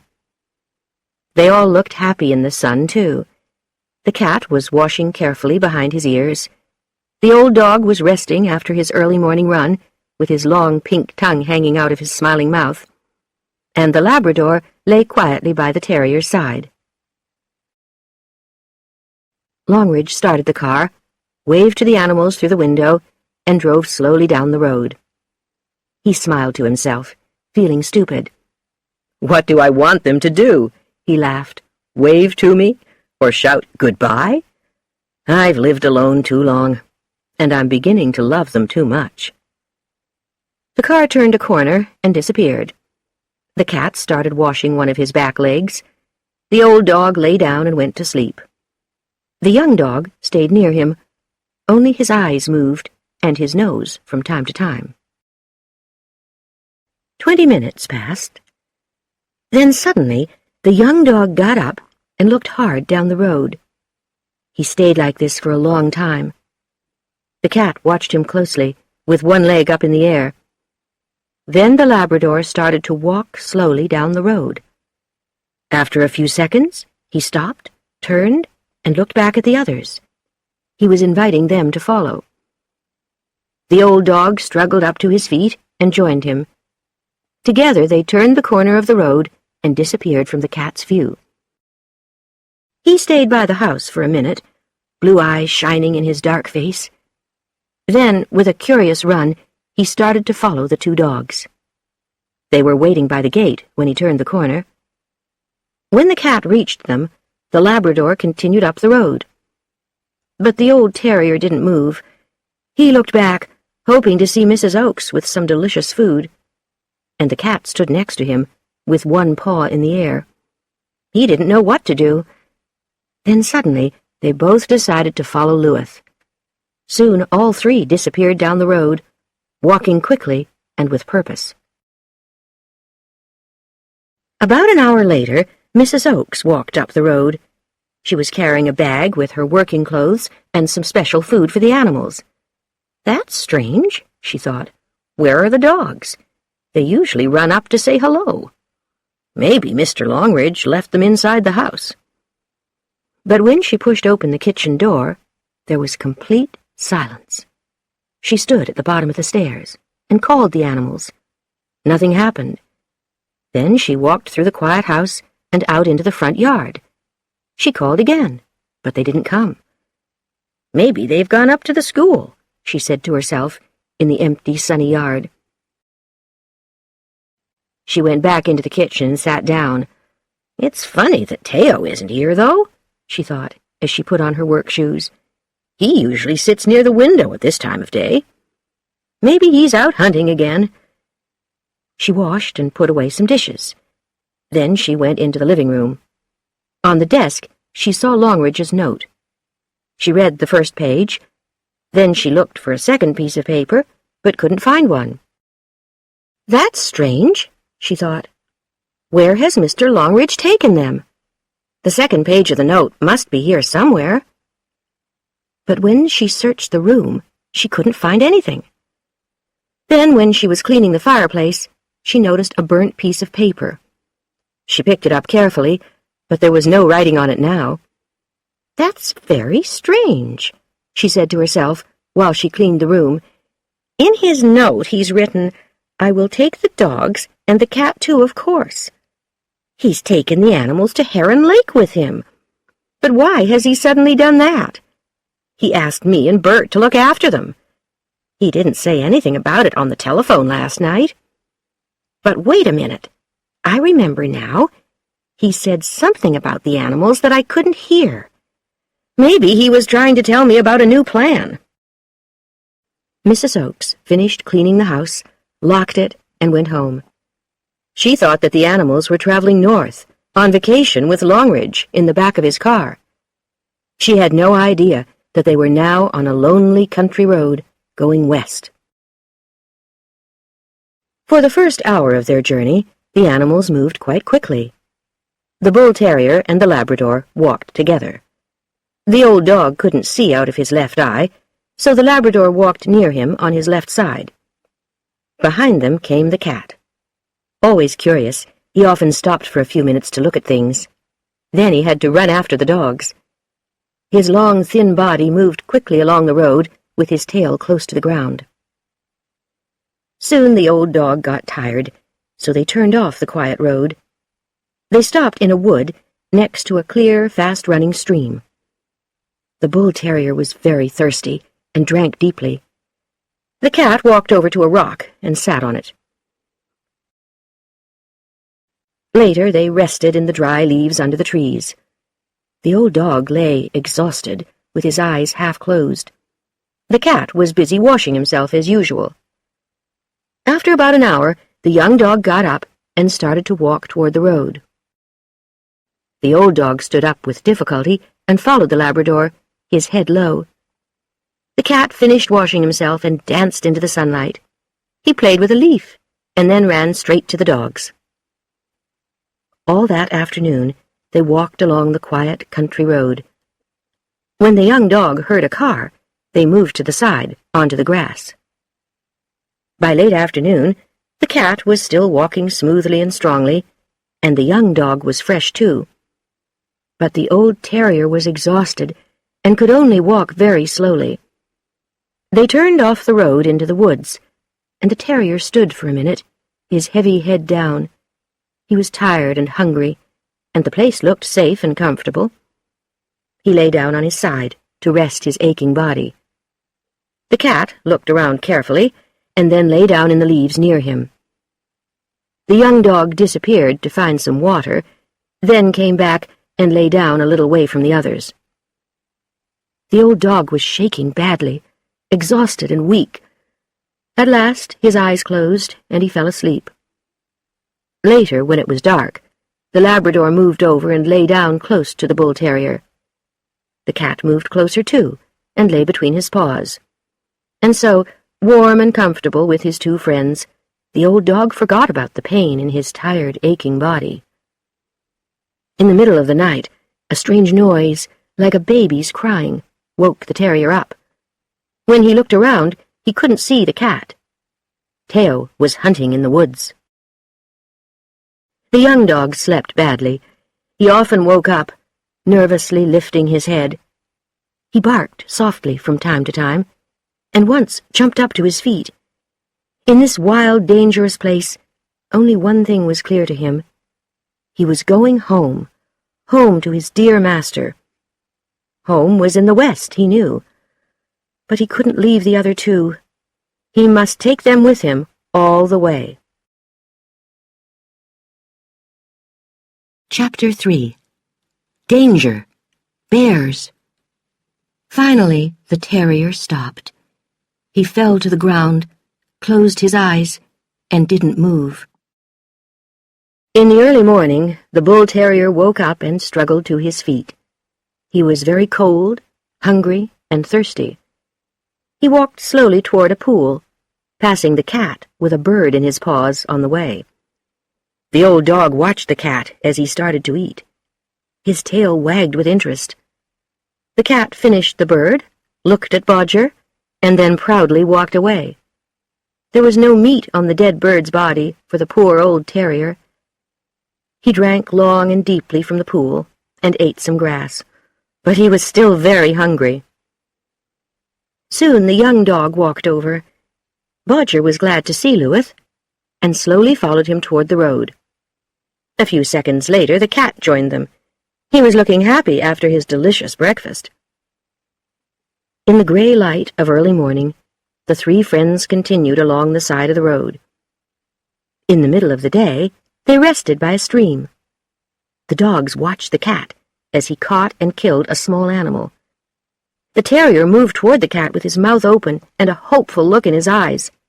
But Teo ran off with the animal, and both dogs stayed hungry. A few minutes later, the cat came back, sat down, and started washing himself. The old dog walked away to search for food. He found nothing. Sadly, he lay down under a tree, put his paws on his dirty face, and washed himself. The Labrador wanted food, too, but he wasn't a real hunter. He often went hunting with men, but not alone. He drank deeply at a stream, and then they all started their journey again. The road went high over the hilly, wooded country. Below them, the land was full of incredibly beautiful colors: red, yellow, gold, and dark green. Late in the afternoon, the old dog slowed down. He was very weak, and his body was shaking. The cat noticed this and started to walk closer to his struggling old friend. Finally, the terrier stopped. He fell to the ground, closed his eyes, and didn't move. The young dog looked worried. He pushed the old dog with his nose again and again, and barked loudly. The cat joined him and tried to wake the terrier up, too. But Bodger didn't move. The Labrador and the cat sat by the terrier's side, worried and afraid. At last they got up and left him. The Labrador disappeared into the trees, and the cat started hunting for his supper. It began to get dark and windy, but still the old dog didn't move. Leaves flew over him and covered his dirty old body.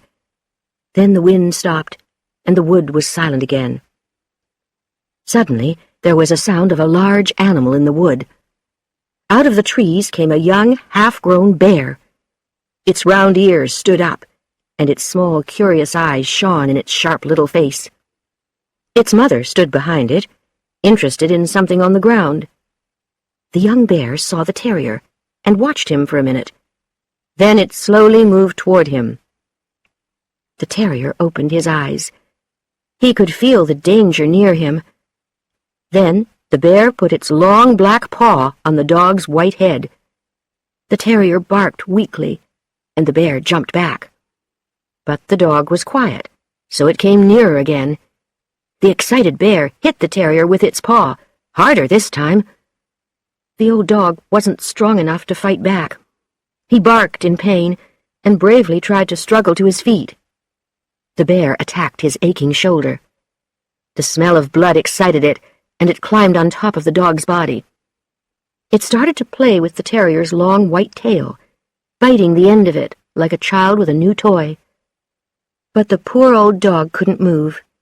He lay down with his eyes closed, feeling no pain. Around the corner of the road came the cat, with a large, dead bird in his mouth. When he saw the bear, he stopped suddenly. He dropped the bird, and a terrible change took place in him. His huge blue eyes shone angrily in his dark face. Every hair on his body stood up, so he looked twice his real size. His chocolate-colored tail moved from side to side. He lay low on the ground, ready to attack, and when the bear turned around, the cat jumped. The bear screamed in pain and fear as the cat landed on the back of its neck. Again and again the cat attacked, and the young bear's body was soon covered in blood. Its screams were answered by its mother. The great black bear hurried through the trees to protect her baby. She attacked the cat with a huge paw, but the cat was too quick for her. With a terrible, angry cry, he jumped down to the ground and disappeared behind a tree. The mother turned and saw the old dog. As she listened to the cries of fear and pain from the young bear, she felt crazy and angry. She stood up to her full height, ready for attack. Her red eyes shone angrily, and her head moved from side to side. The cat saw this. He ran back to help his friend. When the mother bear heard the cat's terrible screams, she felt nervous and afraid. She lowered her head and started to move back. Slowly, purposefully, the cat moved closer, and again the bear moved back. The cat stopped and moved his tail from side to side. The bear stopped too, afraid of this strange, terrible animal. Suddenly, the Labrador jumped out from behind the trees, barking loudly. Every hair on his red-gold back stood up. When the bear saw the two of them, she ran toward her baby. There was one more cry from the bears, and then they disappeared into the wood. Everything was quiet again. The cat changed back to his usual size. His eyes became calm again and lost their angry look. He shook each paw and slowly walked back to his dead bird.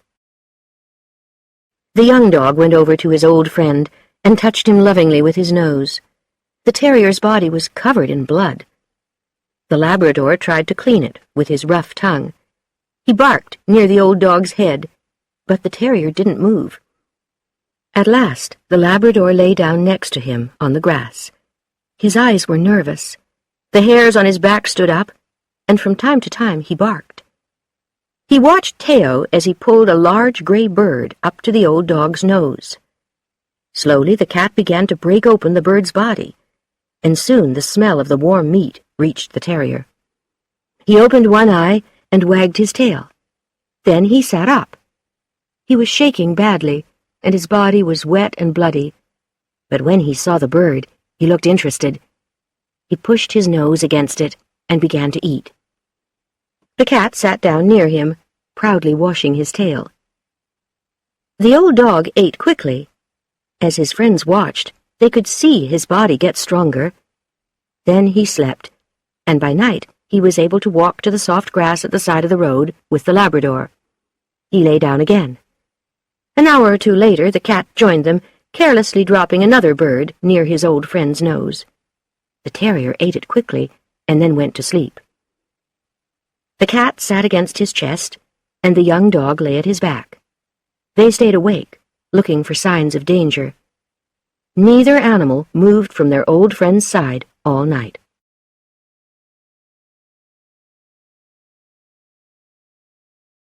Chapter 4. The White Dog of the Indians. His thin tail began to wag from side to side, and his black eyes shone in his old white face. Somewhere, not too far away, were human beings. His world. The next day, the old terrier was still weak and exhausted after the adventure with the bear. There was blood all over his aching body. All day he lay on the grass in the warm fall sunshine, sleeping deeply. He wagged his tail when one of his friends came near.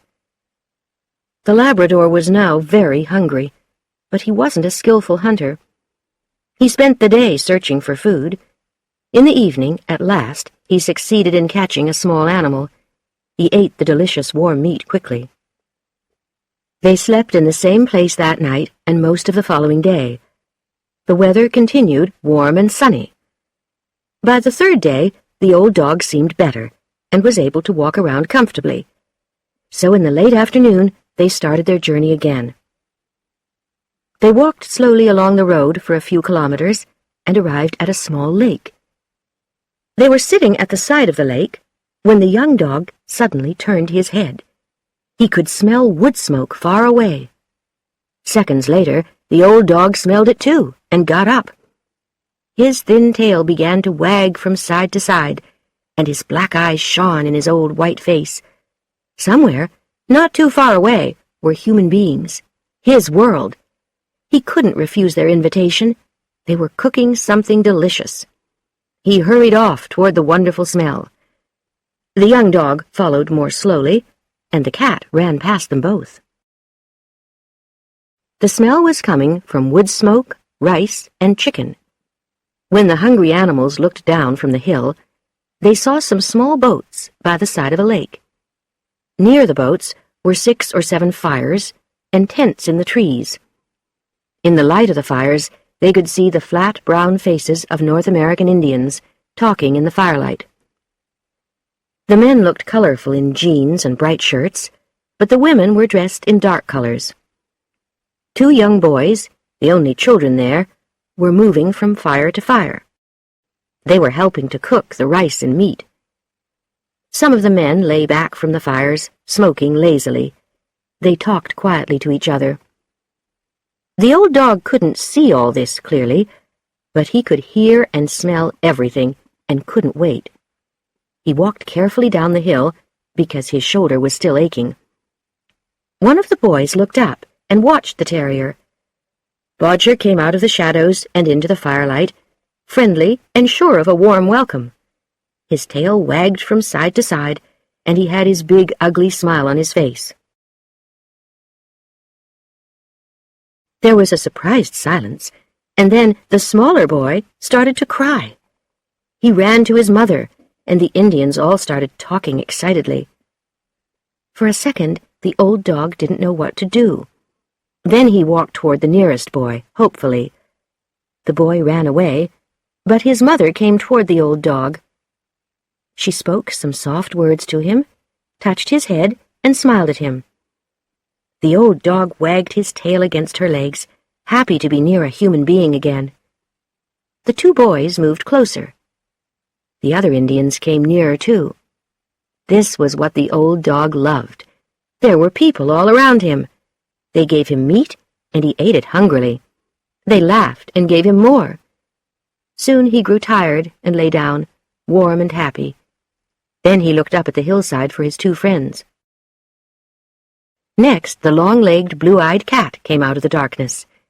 He walked up to the dog and calmly took a piece of meat from him. The Indians couldn't stop laughing. The 2 little boys lay on the ground, kicking their legs with excitement. The terrier loved children and started playing with them. All this time, the young dog stayed on the hillside, watching his friends below with the Indians. He saw the cat, well-fed and happy, lying by the fire in the arms of one of the sleepy children. He saw one of the Indian women washing the blood from the terrier's body. Then she put a piece of meat on the grass in front of the old dog. The hungry Labrador watched as the terrier ate it. When the fires began to burn low, the Indians got ready for bed. But the old dog and the cat were comfortable and didn't move. The young dog on the hillside started barking. When they heard him, the other 2 woke up.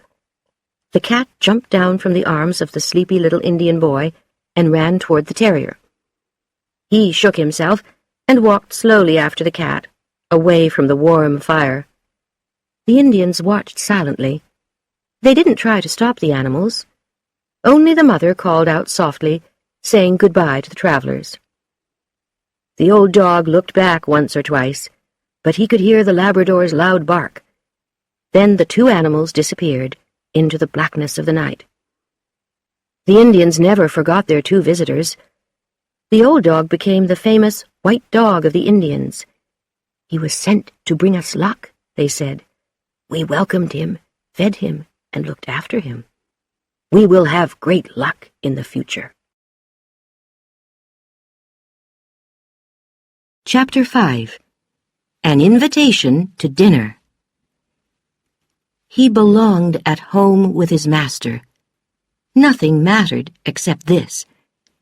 And he had to take his 2 friends with him through wild, unknown country.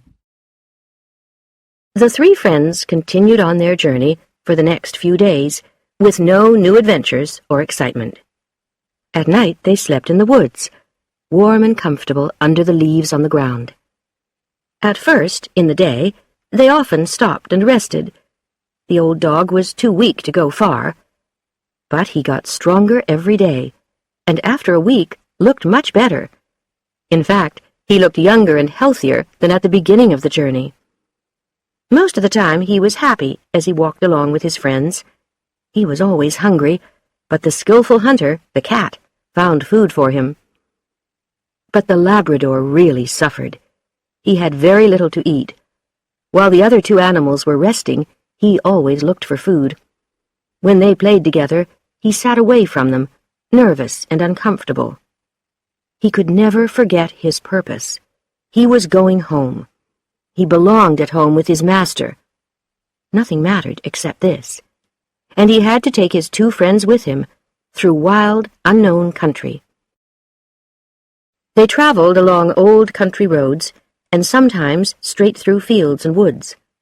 On good days, they walked as many as 25 kilometers. The weather was fine, with warm, sunny days. This was a good thing, because the bull terrier's hair was short and thin. The Labrador's hair was flat and thick, and he never felt the cold like the old dog. The cat was enjoying the adventure, sometimes leaving the other 2 for an hour or more. They didn't worry, as he always returned. The days were warm, but the nights were cold, and the old dog suffered then. The leaves on the trees were quickly losing their color. Many of the birds of the forest started to fly to warmer places in the south. Once they saw another bear, but it was fat and sleepy. It was sitting in the sun when the 3 friends saw it. It looked up lazily, but wasn't interested in them. But the cat looked angry for about an hour after this meeting. The animals didn't see any more human beings for days. Then one day, when the old dog was alone, he saw an old man. The terrier loved people, and his tail began to wag from side to side in welcome. The man was carrying a bag and talking quietly to himself. When he saw the old dog, he lifted his old green hat from his white hair. He smiled kindly at the terrier and said hello. The old dog started to follow him. Soon the cat followed too, and far behind them came the Labrador. After about a kilometer, they arrived at a small cabin and walked through the yard to the front steps. Here, the old man put his bag down and opened the green door. He then invited his new friends to come in. The old dog walked in, with the cat near his shoulder, then the man. The young dog waited outside, unsure at first, and then followed the others. A delicious, meaty smell filled the front room. The old man hung up his hat, walked over to the fire, and put on some more wood. He washed his hands, and then looked in a pot on the stove. The 3 hungry animals watched him carefully. The man took 4 plates from a cupboard and put them on the table. As he put the food on the plates, the old dog moved nearer. The old man sat down, looked around the table, and said, "Please, sit down." The 3 animals sat down on the floor behind him and waited patiently.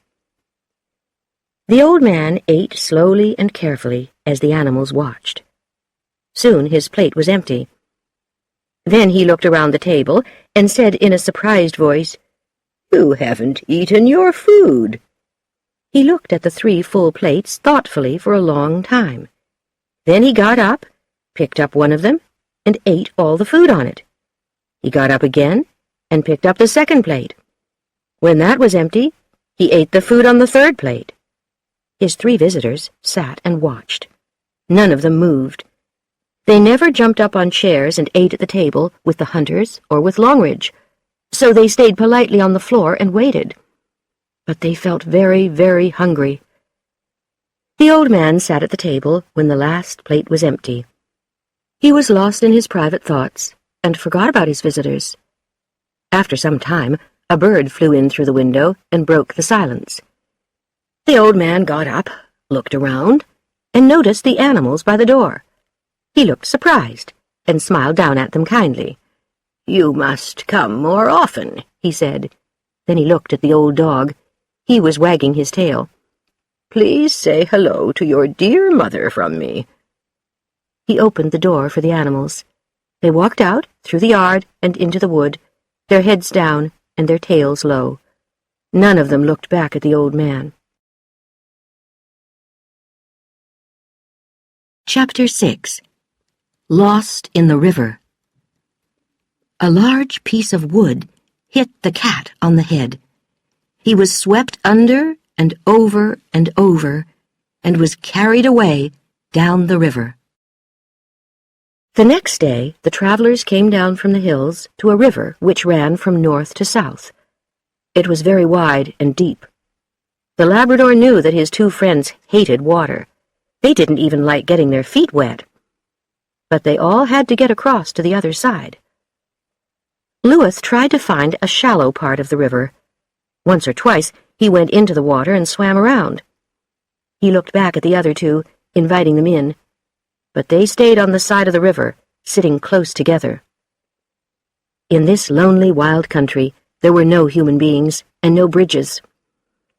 The young dog continued searching for an easy place to cross, but the river got wider and wider, and after 4 or 5 kilometers he lost patience. He ran into the water and swam quickly and strongly to the other side. He loved the water and felt completely comfortable in it.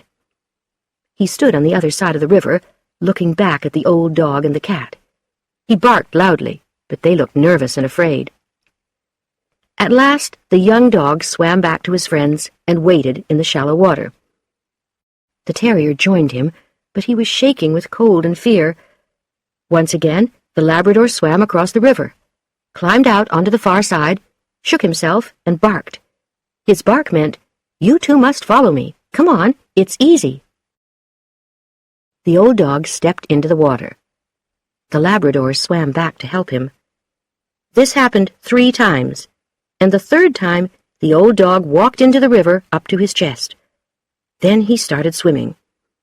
He wasn't a very good swimmer. He held his head high out of the water, and his little black eyes looked scared.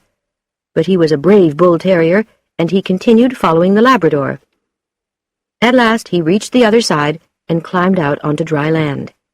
He ran around happily, lay on his back, and dried himself in the long grass. Then he joined the Labrador at the side of the river and barked at the cat. The poor cat now showed the first signs of fear on the journey.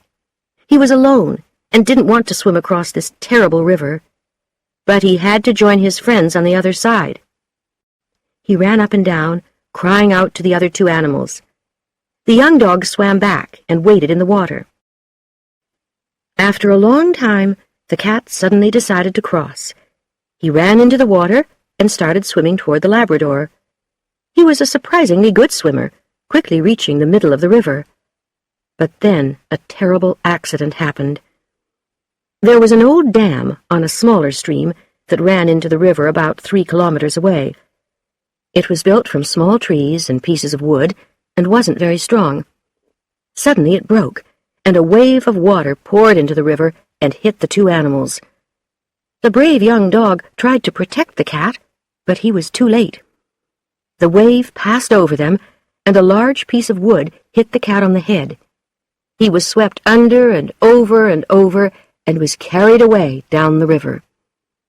The old dog barked wildly on the side of the river. Then he jumped into the water and swam. He tried to save the cat, but the water knocked him back, and he had to swim to the side again. The young dog was a strong swimmer, but he swam with great difficulty. The river carried him a kilometer before he could put his feet down. When he reached dry land, he quickly climbed out onto the grass. He ran down the side of the river, looking for the cat. He could see his little body half under water, but he was never near enough to catch his friend. Soon, Louis was far behind and couldn't see Theo at all. He came to a place where steep rocks formed the side of the river. The path took him high above the water. When it came down again, there was no sign of the cat. It was almost dark when the Labrador returned to the terrier. Bodger was walking toward him along the river, tired and unhappy. The Labrador was exhausted too. He greeted the old dog and then dropped to the ground. He only got up when he needed a drink. They spent that night by the side of the river. They lay close together to get comfortable and warm. When a thin, cold rain fell, they moved under an old tree. In the middle of the night, the old dog sat up, shaking with cold. He threw his head back and cried out to the heavy black sky. He missed his dear lost friend. He wanted to see him by his side again. At last, the young dog got up sadly, and the two started their lonely journey again, away from the river and over the hills to the west. Chapter 7. A Loving Family. "This cat's been in the water for a long time," he said. "He's very weak. Shall we try to save him?" Many kilometers down the river, there was a small cabin, with beautiful red flowers in the windows and a blue front door. Vegetables grew in the yard, and there were apple trees and green fields around the house. Reino Nurmi and his wife lived here. They came from Finland and had a 10-year-old daughter, Helvi. Life was hard in this wild place near the forest, but the Nurmis were strong people. They worked hard and had a good, simple life. They ate the food that they grew. They caught fish in the river and sold wood.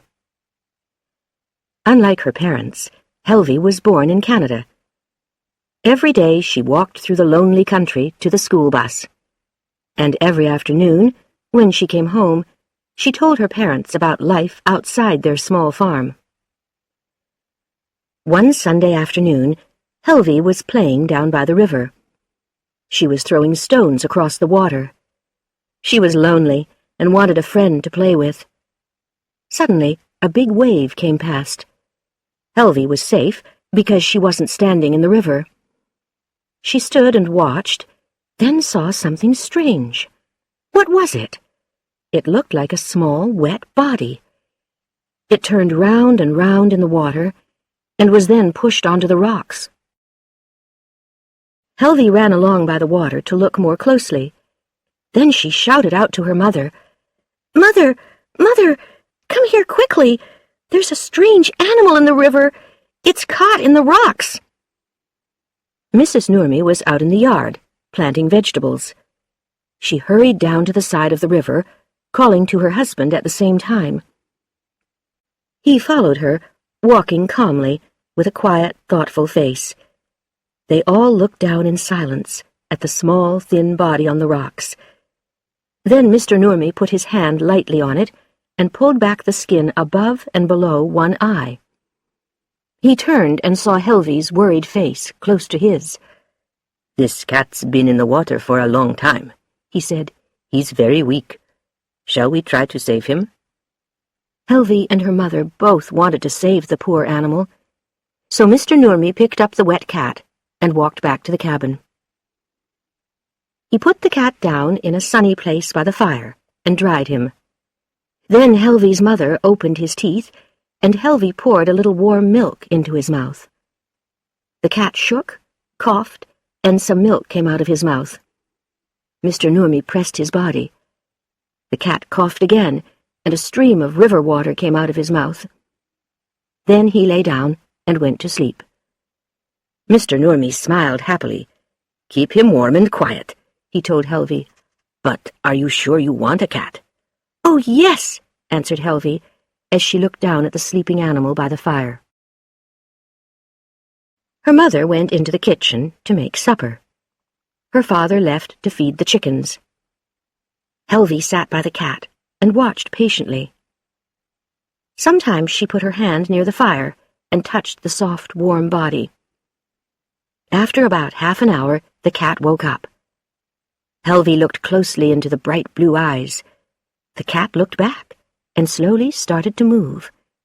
Very excited, Helvy called to her parents. After another half-hour, she was holding the Siamese cat in her arms. Then she gave him some milk. He usually hated milk, but he drank it quickly. Then he started washing himself from head to foot. As the Nurmi family ate their supper, he finished a bowl of meat. Then he walked around the table legs, asking for more food, his tail straight in the air. Helvy thought he was wonderful. That night, the Nurmis were having fresh fish. It was cooked in the country way, with the head still on, in a soup with potatoes. Helvy put the head with some soup and potatoes into a bowl and placed it on the floor. The cat ate everything, holding the bowl down with his paws. Happy at last, he lay down near Helvy's feet and went to sleep. For the first time in her life, Helvy had her own pet. Helvy carried the cat up to bed with her. He lay on her shoulder as she climbed the steep stairs to her little room at the top of the house. She put him into the old wooden bed that she slept in as a baby. He went to sleep there happily. Late in the night, she woke up when the cat climbed on her back. The weather outside was cold, wet, and windy. Helvy got up to shut the window. Then she lay down again and felt the warm, comfortable body of the cat on her bed. When Helvy left in the morning for the long walk and ride to school, the cat lay by the window. His hair shone in the sun as he washed himself sleepily. His eyes followed Mrs. Nurmi as she moved about the cabin. She went outside with the washing and looked back at the cat. He was standing on his back legs, looking out at her. His mouth was opening and shutting behind the window. She ran back, opened the door, and he followed her to the washing line. He sat by her, and then followed her around the cabin and yard all morning. When she shut him in the cabin once by mistake, he cried out loudly. He followed the Nurmis around all day. "Why is he watching us all the time?" Mrs. Nurmi asked her husband. "Maybe he needs to be near people." But her husband noticed the worried look in the cat's blue eyes. When a bird flew near him, he didn't look up.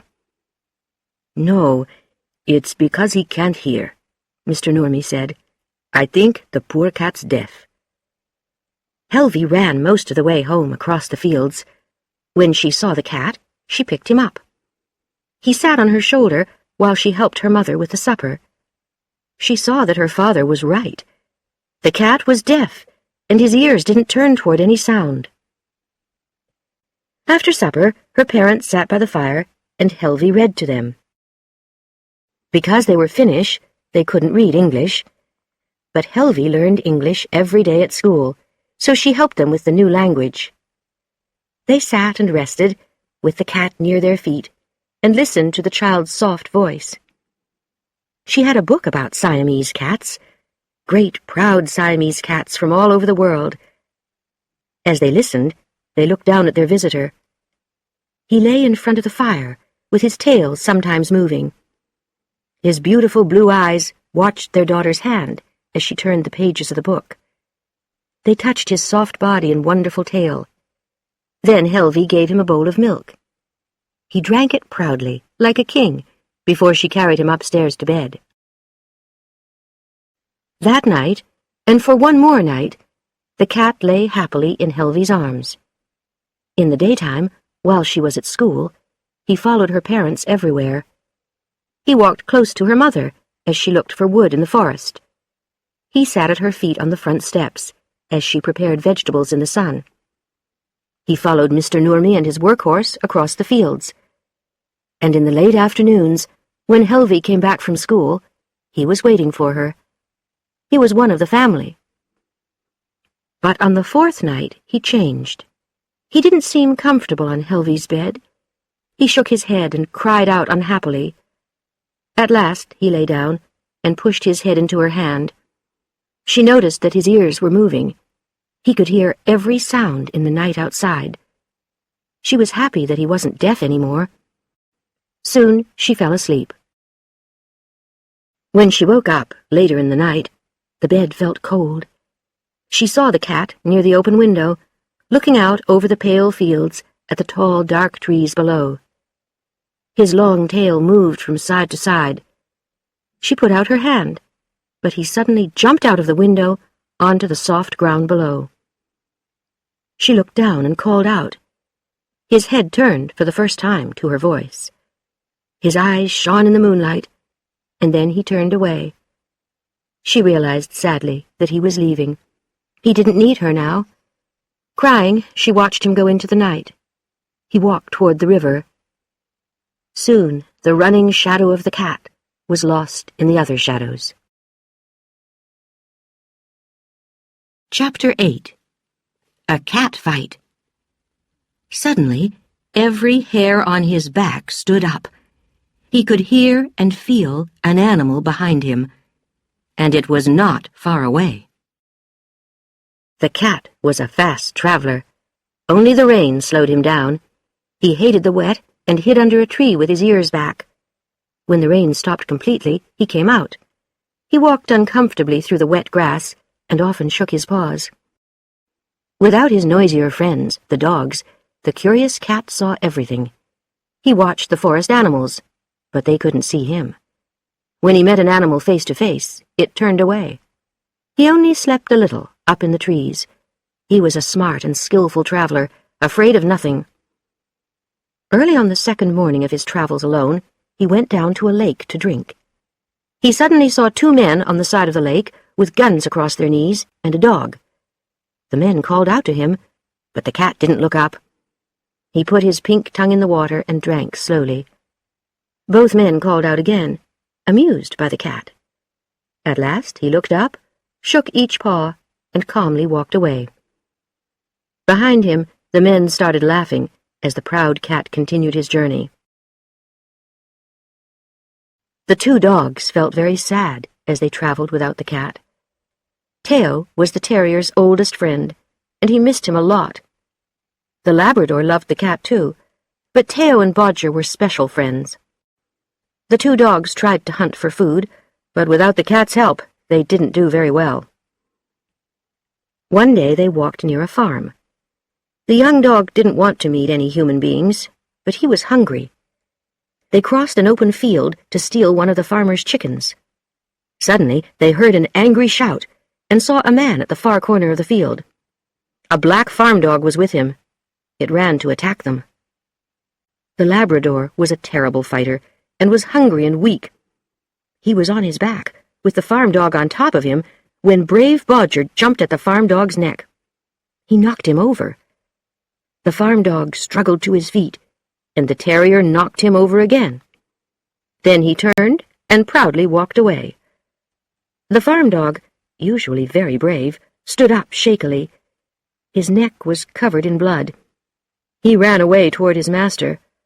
The farmer watched the two dogs running away across the field with one of his chickens. "Come back here!" he shouted angrily, but the dogs were too far away. Bodger felt stronger and braver after this fight. That evening, he caught a small animal and had a delicious supper. Louis was badly hurt, but he seemed happier too. Maybe it was because he could feel the west wind. Memories of home came back to him. He knew that every day, every hour, they were getting nearer. The cat was following the Labrador and the old terrier. He knew which way to go. He could smell his friends clearly.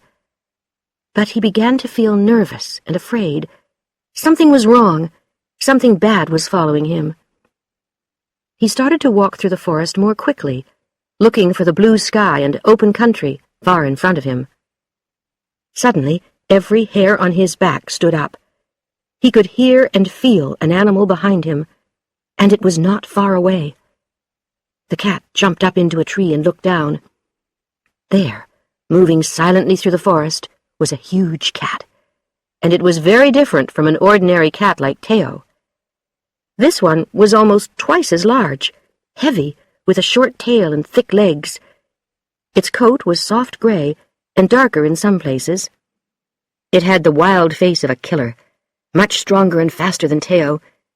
It was a lynx. Teo quickly climbed to the top of the tree. The lynx heard him and stopped suddenly. It looked up, lifting one heavy paw. Its terrible eyes shone angrily. The cat looked around nervously, searching for a way to escape. His tail moved from side to side, and he made a low, scared noise. Then the lynx started climbing the tree toward the cat. As its heavy body came nearer, the tree moved dangerously. The cat found it difficult to hold on. Then the lynx attacked with its great paw. The cat hit back. The tree moved wildly, and the cat fell to the ground. He heard the lynx land near him, got up fast, and ran for his life. Almost immediately he heard the lynx close behind him. The cat couldn't turn and fight. This was a dangerous enemy, not a stupid bear. As he ran away, he knew it was hopeless. Every time the cat climbed up a tree, the lynx followed. Its great size shook the tree, and the cat fell off again and again. Then he saw a hole in the ground and ran into it. The hole was too small for the lynx to follow. It lay on the ground and looked into the hole with one terrible green eye. But it soon moved back when some earth hit it in the face. The cat's back legs were working hard, throwing earth out of the hole. The lynx sat back and thought. There was complete silence in the forest. Deep in the hole the cat waited, too scared to do anything. Suddenly, the lynx began to push the earth around the hole to one side with its huge paws. It didn't hear a young boy behind it. The boy was wearing a bright red jacket and carrying a gun. He was hunting, so he walked softly. Suddenly, he saw the wild animal at the entrance to the hole. At exactly the same time, the lynx saw the boy. It made a terrible noise. No fear showed in its angry eyes as it moved toward the boy. In a second, the boy lifted his gun and shot, all in one quick movement. The lynx turned over in the air and fell. It hit the ground and lay there, dead. The boy was shaking as he moved toward the dead animal. He couldn't forget the crazy look in the lynx's eyes. He looked down at it with a pale face, but he couldn't touch it. The boy's father hurried toward his son. He stopped suddenly when he saw the huge body on the ground and his son's white face. The man turned the animal over. "Look, son," he said to the boy, smiling. "Look at that hole. That's where you shot it." The boy smiled back, still shaking. "Tie this red cloth on the tree, son," said his father. "Then it'll be easy to find. We'll come back later." The boy tied the cloth tightly on the tree and looked down at the lynx one more time. Then father and son walked away together, talking excitedly. The hidden cat could hear their voices for a long time. When everything was silent, he came out of his hiding place into the sun. He was tired and dirty. He didn't look at the dead body once. He calmly walked around it, sat down near it, and started washing his body from the end of his tail to his nose. Then he continued on his way, as calm and proud as always. 2 days later, the cat found the 2 dogs. He came down a hill into a valley, and suddenly saw his dear golden and white friends on the other side of a small stream. His tail moved in excitement. He opened his mouth and cried out. The 2 dogs stopped immediately, listening to the unbelievable sound in the valley. The cat jumped up onto a rock so that they could see him clearly. The young dog started to bark loudly and hurried across the stream. The old dog followed, and the cat began to run too. They met near the little stream, all of them very excited. In his happiness, the old dog knocked the cat over twice with his head. The cat ran straight up a tree and then dropped down onto the old dog's back. The young dog stood there, slowly wagging his tail. When the old dog was too tired to move, the Labrador walked up to the cat. Teo stood on his back legs and put his chocolate-colored front paws on the great dog's neck. That night, the 3 friends were happier than any other animals in the world. They lay close together under an old tree near the stream. Bodger had his dear cat, warm and loving, between his paws again. Louis stopped worrying. His friend was back, and he could continue the journey with a lighter heart. Chapter 9. A Welcome Rest. He had a look of sadness in his little eyes, and he was too thin. This wasn't a brave adventurer, only a tired old dog, hungry for food and love. Longridge's house was now 300 kilometers behind them. The three animals were all alive, but only the cat was really healthy. The old dog still struggled along happily, but the Labrador was really weak after the fight with the farm dog. His beautiful red-gold coat didn't shine. He couldn't open his mouth fully because of an aching tooth, so he was hungry all the time. When the cat killed a small animal or bird, he gave it to the Labrador, but the young dog could only drink the fresh blood of the animal. Every day, the two dogs walked along side by side, brave and purposeful. They looked like two family pets out for a walk around the neighborhood. One morning they were seen like this by a man who was working in the forest. He was busy with the trees and didn't think about them at the time. But later in the day, when he remembered the two dogs, he was surprised. There were no houses for 40 kilometers. So where did the dogs come from? He told his boss, but his boss just laughed. He thought that his friend was imagining things. "What will you start dreaming about next?" he asked. But a few days later, people started to talk about the disappearance of the three animals. And then the boss stopped laughing. At Heron Lake, the vacation of John Longridge and his brother was ending. In England, the excited Hunter family were packed and ready to return home. Mrs. Oakes was busy in the old stone house, while her husband worked in the yard.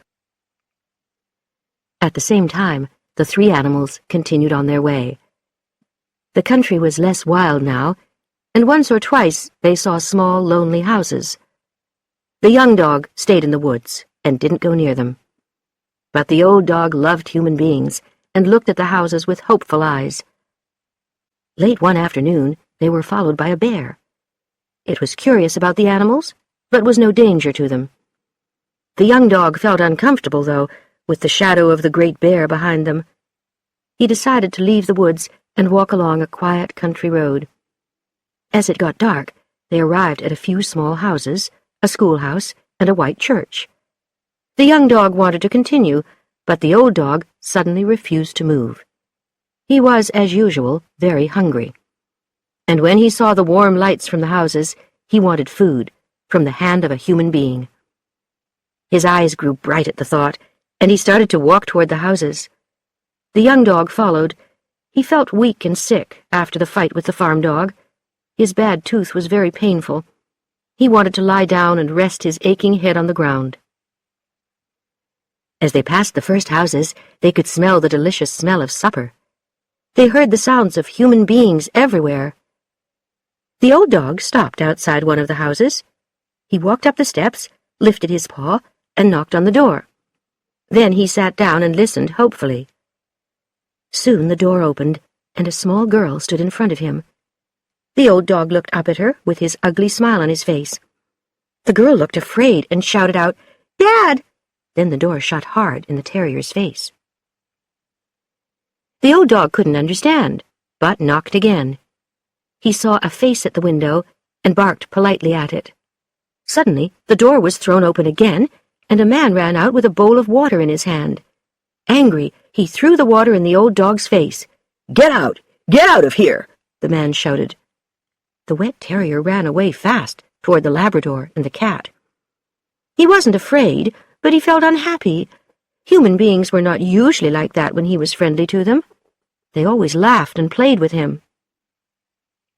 He quietly followed the Labrador back along the road. 3 kilometers later, they arrived at a farm. They crossed some dark fields and lay down for the night outside one of the farm buildings. The young dog had a bad night.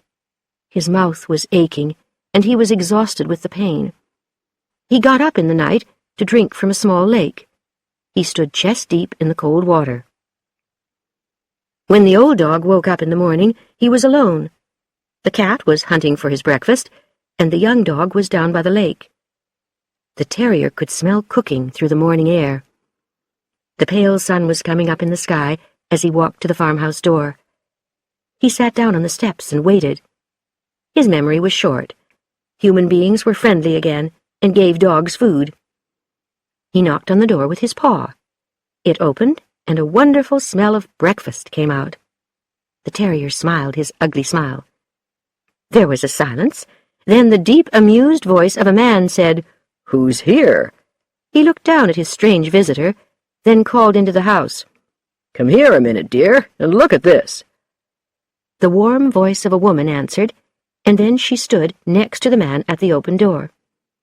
She looked down in surprise at the white dog on the step. When he saw her smile, the old terrier gave her his paw. She shook it, laughing quietly. Then she invited him into the house. The old dog walked in calmly and looked around for food. He was lucky because this man and woman were the kindest people in the neighborhood. Their house was the most welcoming. James and Nell Mackenzie lived alone in the big farmhouse. Their 8 children were adults now and lived away from home. Nell gave their visitor a bowl of food, and he ate it quickly. Then he looked up for more. "He's very hungry," she said, and gave him her breakfast. He ate that almost before it reached the ground. Without a word, James Mackenzie gave him his plate of food too, and some milk. At last, warm and happy, the old dog lay down in front of the fire while Nell cooked another breakfast. "What type of dog is he?" she asked. "I've never seen anything so friendly.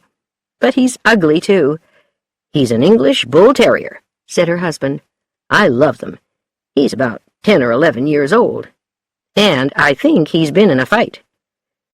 The old dog listened and wagged his tail from side to side. Then he got up and put his head on Mackenzie's knee. "You are friendly, aren't you? But what are we going to do with you?" Nell touched the dog's shoulder and then looked at him more closely. "He hasn't been in a dog fight," she said. "He's had a fight with a bear." In silence, they looked down at the dog by their feet. They could see now that he was exhausted. He had a look of sadness in his little eyes, and he was too thin. This wasn't a brave adventurer, only a tired old dog, hungry for food and love. "We'll keep him if he wants to stay," Nell said. "I'll tell the police when I go into deep water," said Mackenzie. "Maybe we can write something about the dog for the city newspaper, too. If nobody wants him, he can live with us." After breakfast, Mackenzie went down to a small lake to do some hunting. 6 birds flew into the air, and he shot at them twice. 1 bird fell into the water, and another on the ground near the lake.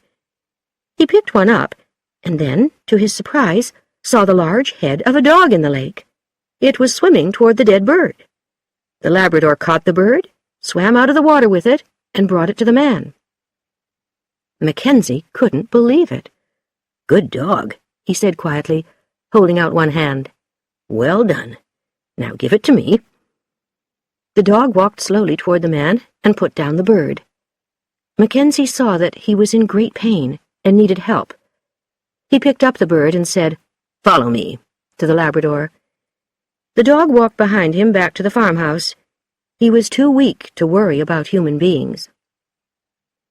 Crossing the fields with the dog at his side, Mackenzie thought about the other dog. How many more were there in the neighborhood? "Maybe another one will come to the kitchen door this afternoon," he laughed to himself. As Mackenzie passed one of the farm buildings, a sleepy Siamese cat looked up. The farmer didn't see him, but the young dog wagged his tail and turned his head.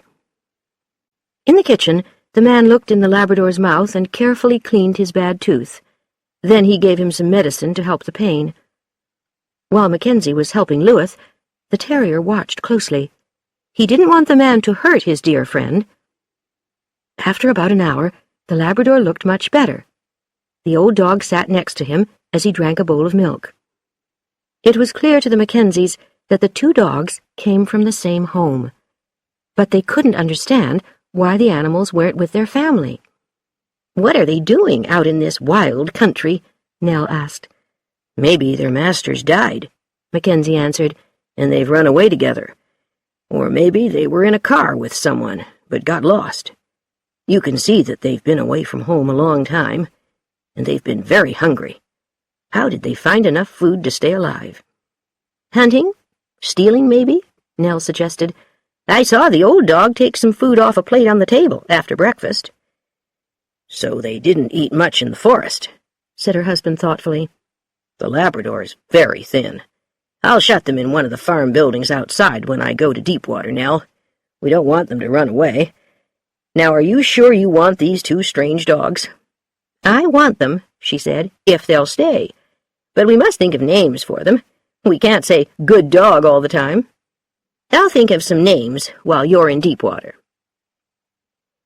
Mackenzie crossed the yard with the two dogs and put them in one of the warm, sweet-smelling farm buildings. Then he shut the door carefully behind him. The cat sat in the sun and watched. Soon Mackenzie drove away, and everything was quiet again. A few curious farm cats came to look at Teo. Who was this stranger in their favorite place in the sun? Teo didn't like other cats and watched them coldly. After 2 or 3 small fights, the farm cats walked away, and Teo went back to sleep. Halfway through the morning he woke up and walked toward the farm building. He skillfully opened the door with his paws and walked in.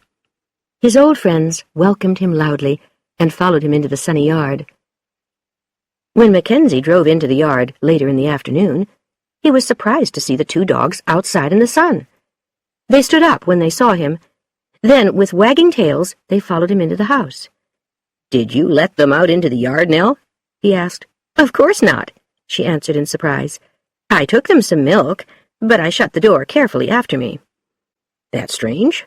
We're lucky they're still here," said Mackenzie. "The Labrador looks much better. He'll be able to eat a good meal this evening. I'd like to see him fatter.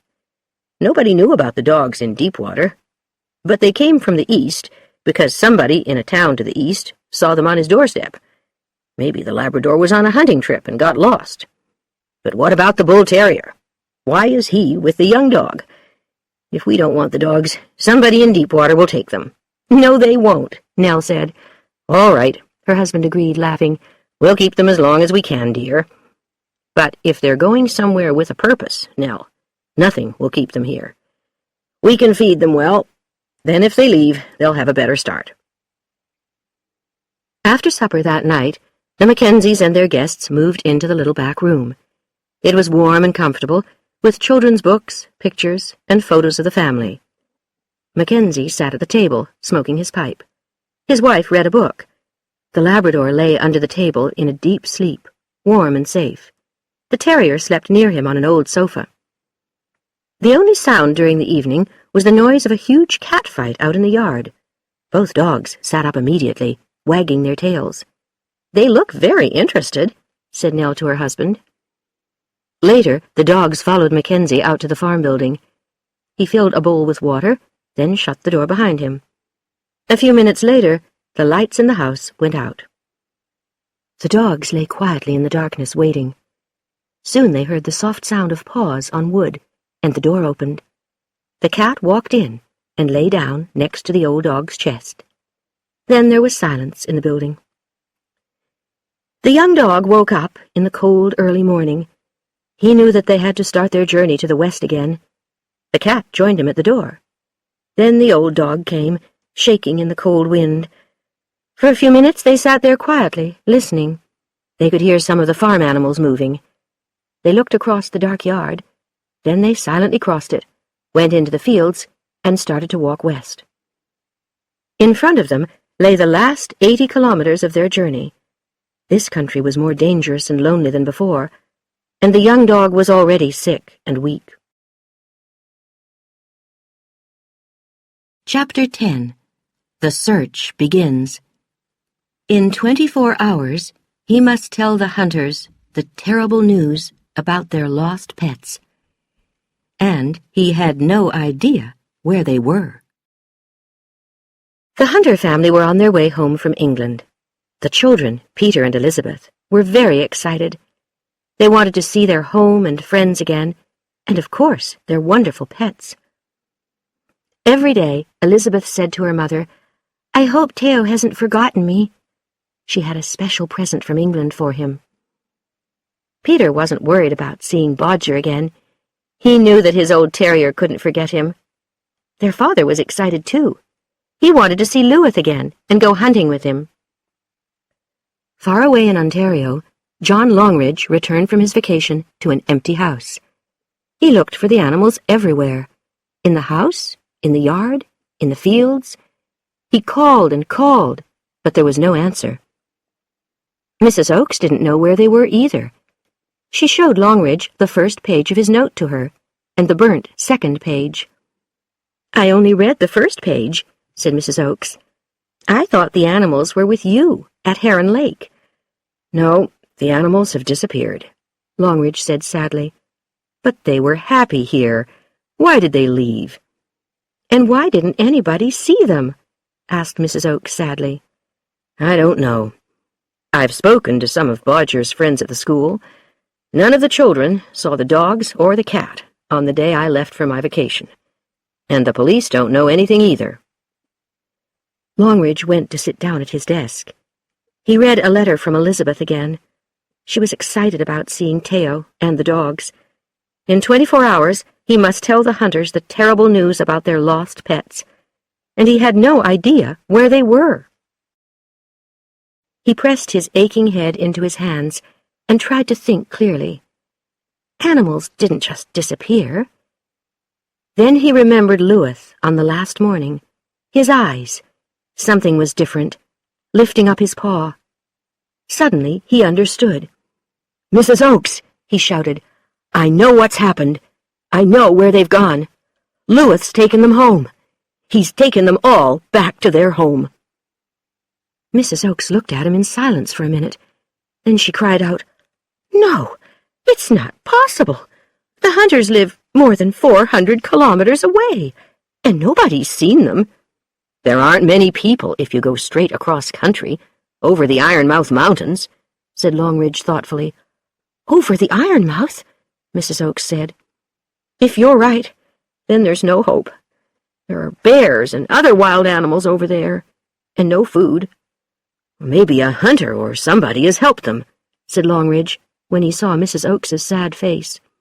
"No, Mr. Longridge, it's impossible. A young dog could cross that country, and possibly a cat. A cat can look after itself. But old Bodger couldn't walk 10 kilometers. No dog as old as Bodger could live more than a day or two in that wild country. And that's a fact." They both looked out of the window at the dark. "You're right, Mrs. Oakes," said Longridge, in an exhausted voice. "They left almost 3 weeks ago. I'm sure our old friend Bodger is dead. And Teo, too, maybe. Siamese cats hate the cold. But a big, strong dog like Louis may still be alive." "That Louis," said Mrs. Oakes angrily. "Why did Bodger follow him to his death? And why didn't Teo stop Louis? Poor old Bodger." She left the room quickly and shut the door. Longridge knew that she was crying about the animals. With no time to lose, he phoned the police. "I'm sure the animals are trying to get home," he told him. "Can you ask everyone in the area to look for them?" "Yes, of course, Mr. Longridge," the officer replied. "Everybody will help, but we can't do anything until tomorrow morning." Longridge found a map of the area and drew a line between his small town and the hunter's town. The line passed through hills, woods, and lakes, but not through many towns.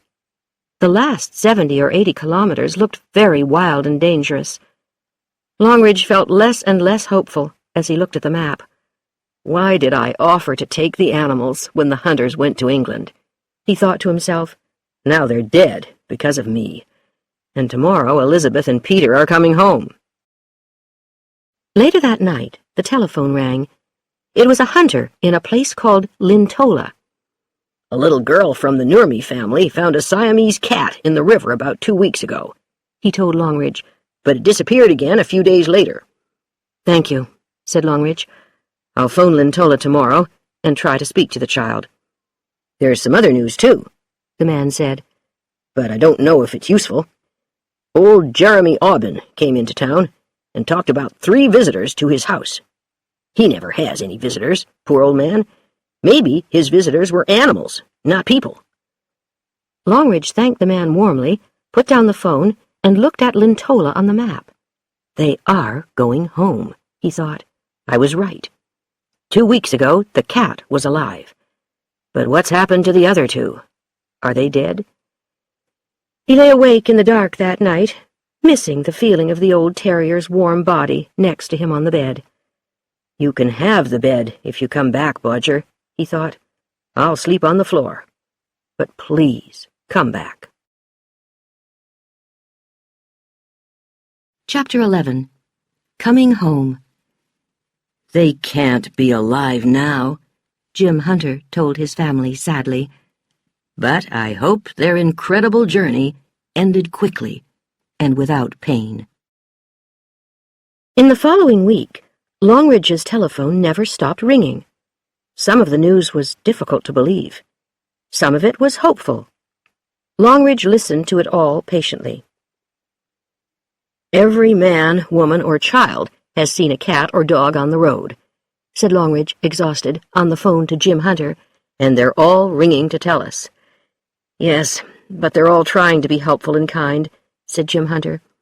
"And some of them really did see our dear pets. We know from these phone calls that I was right," Longridge said to his friend. "The animals are traveling west along the line of my map. The little girl, Helvi Nurmi, looked after Teo for a short time, and a man saw 2 dogs in the Ironmouth Mountains, and a farmer saw an old white dog who was stealing one of his chickens." Peter smiled for the first time when he heard this. He could see Bodger enjoying himself in a fight. But he knew that his old dog was really dead, and Louis. Elizabeth was different from her brother. She was sure that Teo was alive. "He'll come home soon," she told her family. "I don't believe that he's dead. You'll see." But only Elizabeth was hopeful. Longridge and the rest of the Hunter family looked at the map. The animals were in wild, lonely country. "They can't be alive now," Jim Hunter told his family sadly, "but I hope their incredible journey ended quickly and without pain." Some weeks later, Longridge visited the Hunters again. People continued to ring about the animals, but there was no good news. It was Peter's 12th birthday the following Sunday. "Let's all go to Lake Windigo for a short vacation," Longridge suggested to the family. "But maybe Teo will come back when we're away," said Elizabeth. Longridge showed her Lake Windigo on the map. "It's on the line I drew," he told her.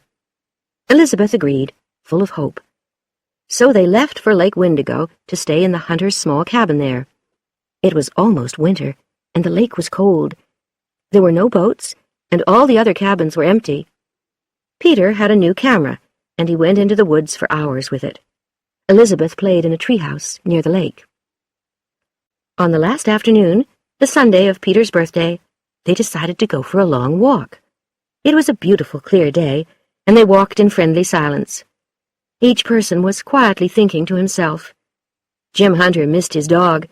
He remembered walking with Louis on other fall days, gun in hand, and he remembered hunting with Louis on lakes, waiting patiently for hours in boats with him. Peter remembered his last birthday as he walked up the hill. "Do you remember Bodger last year, Dad?" he asked his father. "I tried to teach him to hunt, but he didn't enjoy it. He soon got bored. Poor old Bodger." Peter suddenly felt very lonely and started crying quietly. But he didn't want his family to see, so he quickly picked up his camera. They sat for a long time on the rocks at the top of the hill. It was very quiet. A bird sang, and another bird ate some of their cookies. Everyone was silent and busy with their thoughts. Suddenly, Elizabeth stood up. "Listen," she said. "Listen, Daddy. There's a dog barking." Everyone listened, but no one heard anything. "You're imagining things," said her mother. "Or maybe it was another animal. We must go back now." "Wait, wait! You'll hear it in a minute, too," said Elizabeth quietly. Her mother remembered that the child's hearing was still very good. She could hear noises that were lost to adults forever, and now even to Peter. So she stayed silent. Elizabeth's excited listening face changed to a huge smile. "It's Louis," she said. "I know that bark." "Don't do this, Liz," said her father. "It's—" Now Peter thought he heard something too. "Shush," he said to his father. There was silence again, as everyone listened hard. Jim Hunter felt strangely nervous. He got up and hurried down the hill with Peter behind him. Then they both heard the bark. They stood there in the quiet afternoon, waiting to welcome an exhausted traveler. They didn't have to wait long. A small body with a chocolate-colored tail came running through the trees on the high hillside. With a welcoming cry, the Siamese jumped down the last 2 meters and landed at their feet. Elizabeth was smiling all over her face now. She got down on her knees and picked up the excited cat. "Oh, Teo," she said softly as she took him in her arms. He put his brown paws lovingly around her neck. "Teo," she said again, kissing him, and Teo tightened his paws around her neck. A second later, the Labrador arrived. He was much thinner and weaker than before, a shadow of the beautiful dog Longridge knew. He made excited noises as he jumped up to his master. When Longridge saw his friend Jim's face, he had to turn away. Minutes passed. Everyone started talking excitedly at the same time. Louis barked and barked. He was shaking all over his body, and his eyes never left his master's face. The cat, on Elizabeth's shoulder, joined in with loud cries. Everyone laughed, talked, or cried at the same time. There was a lot of noise in the quiet wood. Then suddenly there was silence. Everybody was thinking the same thought. No one looked at Peter. When Louis ran to him, he turned away. "I'm glad he's back, Dad," he said. "And your Teo, too," he added to Elizabeth, with a difficult smile. Elizabeth, usually the happy one, started to cry. Peter touched Teo behind the ears. "You go back to the cabin," he said to his family. "I want to go up the hill to take a photo." "Shall I come too, Peter?" Longridge asked, and to his surprise, the boy accepted his offer. They watched the rest of the family walking down the hill. Teo lay in Elizabeth's arms, and Louis walked close behind his master. Peter and Longridge returned to the top of the hill to take some photos, and all the time they talked. About everything, but not about dogs. At last Longridge looked at his watch. It was time to go. He looked at Peter. "Let's," he started to say, but he stopped when he saw the boy's excited face. Down below, out of the darkness of the woods and into the light of the sun, came Bodger, thin and tired, hopeful, happy, and hungry. Bodger, the dear old terrier, was coming as fast as he could. He started to run, faster and faster, and threw himself at Peter. John Longridge turned away then, and left them in the private world of boy and dog. He started walking toward the lake, when he suddenly saw a small animal in front of him. It ran past his legs, and its long tail disappeared up the hill in a second. It was Teo, returning for his old friend.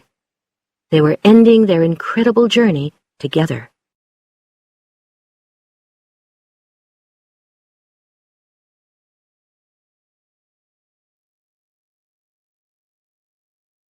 Chapter 1. Puppy Days. "Come and see," the farmer called to his family. "There are 8 puppies, and they're all well." His children quickly found their shoes and warm coats and went out with him. How exciting! They ran through the cold yard to the little shed behind the house. It was a winter night when the 8 little dogs were born. And because the farmer's home was in Akita, in the north of Japan, there was a lot of snow. But the puppies were warm in the shed next to their mother. The farmer put his hand on the mother dog's beautiful yellow-white coat. "You did well," he said. "You must sleep now." The children watched their father, and they smiled. Akita was famous for these big dogs, and their father loved them. Soon, the farmer's wife came and looked too. "They're beautiful puppies," she smiled. "Yes," the farmer said. "My friend in Tokyo, Professor Ueno, is going to be happy. He's waiting for a nice Akita puppy, and he's going to pay us 30 yen. He can have the best one." "Oh, yes," his wife said. "Professor Ueno must have the best puppy for his 30 yen. She smiled at the children. "Now, come and eat. Dinner's ready."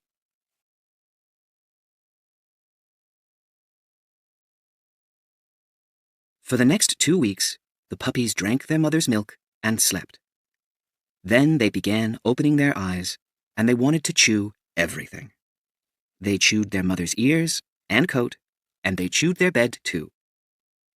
After 1 more week, the puppies began to walk.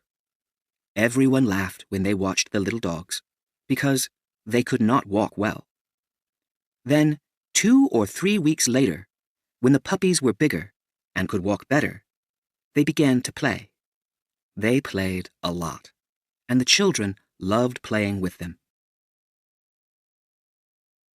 Once, when the puppies were about 6 weeks old, 3 of them began playing by the shed door. When the farmer came in with food and water for the mother dog, the 3 puppies ran through the open door into the yard. The farmer did not see them, and they began to play in the snow. They played and played, but soon they were very cold. There was snow on their coats and on their paws, and the puppies got colder and colder. Soon they could not move. In the house, the family heard the mother dog. She never usually made a noise, but now she barked and barked from her bed. The children ran out to the shed. "Why are you barking?" the little girl asked. Then her brother looked at the puppies and said, "Where are all your puppies? There are only 5 here."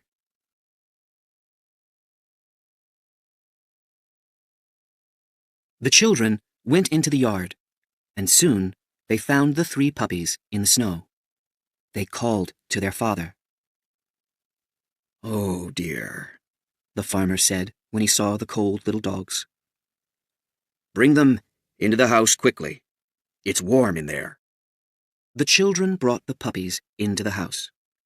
2 of the little dogs sat and cried, but one of them was interested in everything, and he did not sit down or cry. "Look at this puppy," said the farmer. "He's braver than his brother and sister.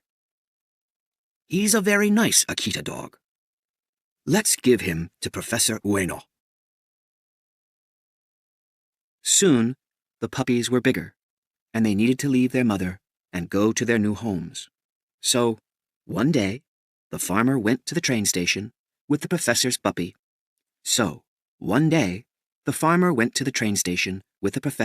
In a box, and spoke to the driver of the Tokyo train.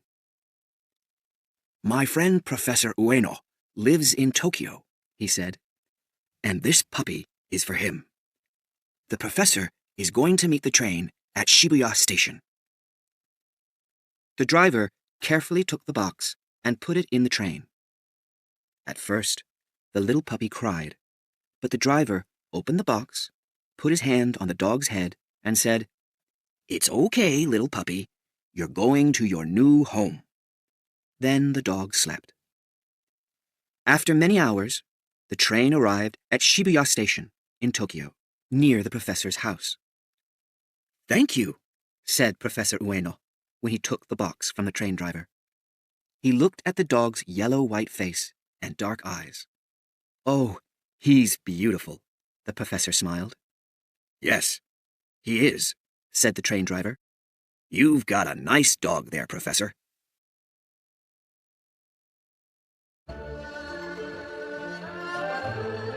Chapter 2.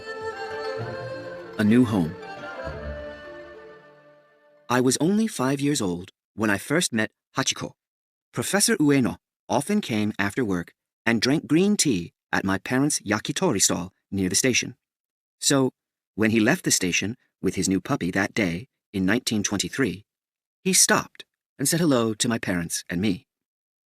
My parents often took me to the stall with them, so I knew Professor Ueno and I liked him. I remember that day well. The professor put the box on a stool and said to me, "Have a look, Nobu." I looked into the box. "It's a puppy!" I cried. The professor took the dog out of the box, and I put my hand on its warm coat. "What a beautiful dog, Professor," my mother said. Professor Ueno smiled. Yes, and he's brave too, I think. There are a lot of different noises here in Tokyo, but he isn't afraid. The professor put the little dog back in its box. I'm going to take him back to my house now, but we can come and see you again soon, Nobu. The professor carried his new dog home, and when they arrived in the professor's yard, the puppy slowly, carefully came out of his box. He was afraid at first, but he was hungry and thirsty, so soon he ate some rice with fish and drank some water. Then he began playing, and the professor watched him. The puppy was quick and strong. He ran and looked in the yard and wanted to play with everything. When the little dog got tired, the professor sat on a chair with him, and the puppy soon went to sleep. So when Mrs. Ueno came home from the shops that day, she walked into the yard and found her husband with the puppy in his arms. Meet our little Akita puppy, her husband said. The dog opened his dark eyes and wagged his tail happily. Hello, said Mrs. Ueno, and she smiled at the puppy's little face. Oh, you are beautiful. We're going to love you. What are we going to call him? The professor said to his wife. They gave the little dog the name Hachiko. Hachi means 8 in Japanese, and the dog's mother had 8 puppies. In Japan, 8 is a good number, too. The professor made a warm bed for the puppy in a yard shed near the house, and Hachiko slept quietly there that night. Professor Ueno worked at the University of Tokyo, and the next day, when he went to work, Hachiko stayed at home in the yard. He played there happily. Then he found a shoe near the front door of the house, and he took it to his bed and chewed it. Stop, and give me that shoe, Mrs. Ueno said when she came into the yard. You bad dog. That's one of the professor's shoes. He's going to be very angry. But Professor Ueno laughed when his wife told him about the shoe. He can have those shoes, he said. They're very old, and I only wore them in the yard. Mrs. Ueno looked at him. But you love those shoes, she said. You need to be angry with him when he's bad, or he's never going to learn. The next day, it was sunny, and Professor Ueno played with Hachiko after breakfast. You must be good today, he said to the puppy. Don't chew things, only my old shoes. And the professor put the 2 old shoes next to the puppy's bed. Now, I must go to work. Later that morning, Mrs. Ueno put some clothes on the washing line in the yard. The puppy was tired, and he went to sleep in the sun.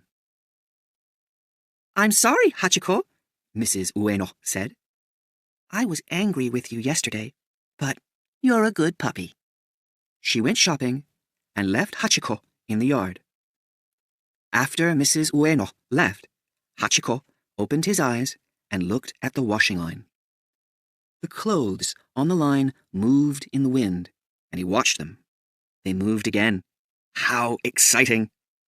Hachiko wanted to see better, so he went nearer. There was a chair under the line, and he jumped onto it, and took a white shirt in his teeth. He took a second shirt, and then a third, and soon the clothes were all over the yard. Hachiko ran and played with them. Oh no, Mrs. Ueno said angrily when she came home. You bad dog! Look at the professor's shirts! When Professor Ueno came home, Mrs. Ueno told her husband about the clothes. He wants to play with everything, she said. I can't watch him all the time. I'm sorry about the clothes, the professor said. He's young and excited, but he learns fast, and I'm going to teach him. Look, he understands. He's watching you, but his ears and tail are down. Mrs. Ueno looked at Hachiko. "Well, you must learn to be good soon, Hachiko," she said, "or you can't stay here."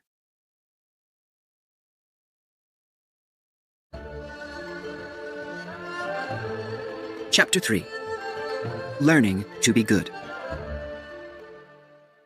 "Okay, Hachiko," the professor said to the puppy the next day. "You need to be a good dog. Mrs. Ueno is going to like you, I know it, but you must learn quickly." So the professor began teaching his puppy every day. Stop, sit, go, come, bring it to me. "No, that's not good," the professor told the dog. And Hachiko watched, listened, and learned. The professor took him for a lot of walks in the streets near their home. Soon, Hachiko walked well with his master. He stopped and waited with him when there were bicycles or cars, and he came quickly when his master called him. When he went past the little food stalls near Shibuya Station, he walked next to his master and never took food, so people did not get angry with him. Often, the professor brought Hachiko to my parents' stall. He always sat quietly by the professor's feet, and I patted his head and sat with him. "He likes you, Nobu," the professor said. I loved it when the professor came. He was our friend, and Hachiko was our friend too. Spring came, and there were flowers on the cherry trees. People came out because they wanted to see the flowers, and the professor and his beautiful dog walked happily with them. Hachiko was big and strong now, and everyone liked him. Sometimes Professor Ueno needed to work away from Tokyo. One day, when Hachiko was only 4 months old, the professor was away when a typhoon, a very big storm, came to Japan. Professor Ueno could not come home, and Mrs. Ueno was afraid. She did not like typhoons, and that night the storm was very bad. She thought of Hachiko in his shed, in the wind and rain. At about midnight, she went and called him into the house. He came in and stayed near her, and all night he was good and very quiet. With Hachiko near her, Mrs. Ueno was not afraid. "You're a good dog, Hachiko," Mrs. Ueno said.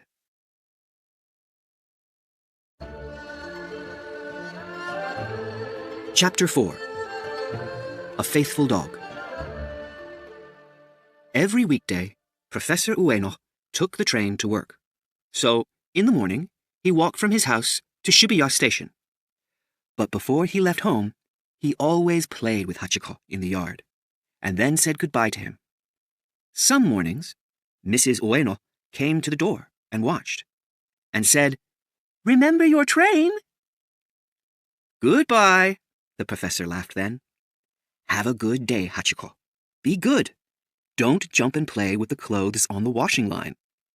And he went into the street, closed the yard gate with a smile, and walked to the station.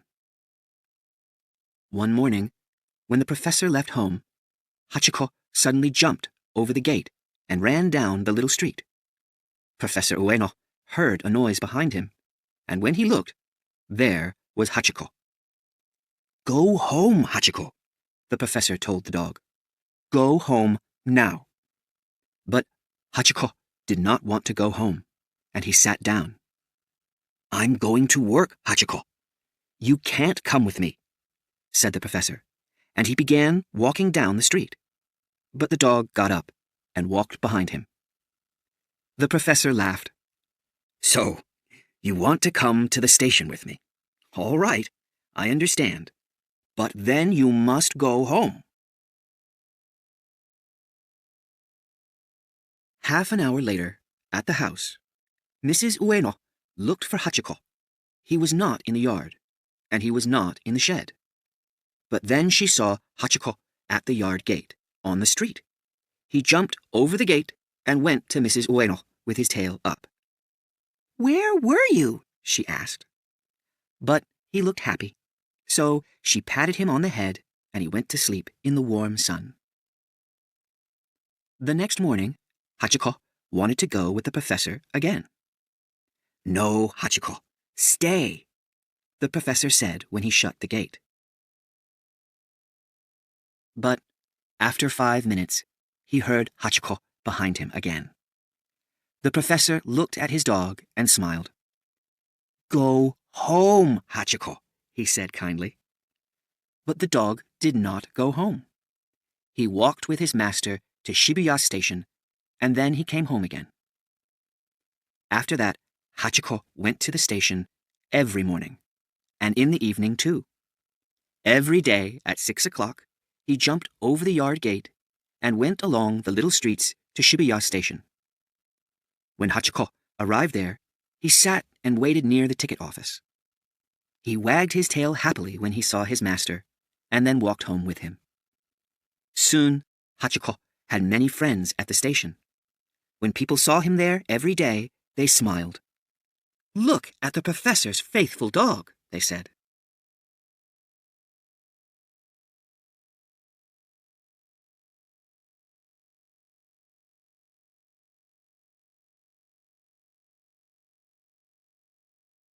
The professor told us all about this when he came to our stall in the evenings. I loved to hear his stories about his special dog. One winter's day, there was a lot of snow in Tokyo. My parents did not open their stall that day. "No one is going to buy yakitori today," they said. But the next day, the weather was better. And that evening, Professor Ueno came and drank green tea at our stall with Hachiko. "Hachiko is a very special dog, Nabu," the professor said to me that evening. "Yesterday morning, when I saw the snow, I said to him, 'Stay here, Hachiko. Go to your bed. It's cold today. Don't come with me.' But Hachiko didn't want to stay. He walked to the station with me and then went home. And yesterday evening, he walked to the station again and waited in the snow. When I arrived, his coat was white from the snow, and his paws were very cold. He came and slept in our house last night because he needed to get warm." My father said to me later, "Professor Ueno's dog is special, Nabu. But his master is special too. He's a good man. He's very kind to people and very kind to animals."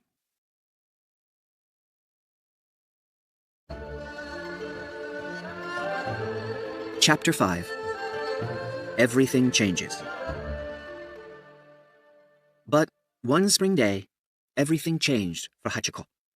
That morning, like always, Professor Ueno walked to the station with his dog, and then patted his head, said goodbye, and went in. Hachiko walked home and jumped over the gate into the yard. That day, the dog stayed near Mrs. Ueno when she put the clothes on the washing line in the yard, and when she went into the house, he stayed near the door. It was a warm day, and Hachiko slept. But he listened to the noises from the house too. That day was different, and Hachiko knew it. Again and again that morning, he barked, and when Mrs. Ueno heard him, she came into the yard. "There's nobody at the gate," she said. "Why are you barking?" In the evening, Hachiko jumped over the gate, went to the station, and sat and waited for the professor. When the professor's usual train arrived and people walked out of the station, Hachiko stood and wagged his tail. But his master did not come. So he sat and waited again. More trains came into the station, and when they arrived, Hachiko stood and watched. More trains came into the station, and when they arrived, Hachiko stood and watched the people carefully. But he did not see his master. Hachiko waited and waited, and in the end, at about midnight, he walked home. When he arrived, he jumped over the gate, went to the door of the house, and barked. Mrs. Ueno slowly came out into the dark yard. She put her hand on Hachiko's warm coat for a long time. Then she began to cry and said, "Your master isn't coming home, Hachiko.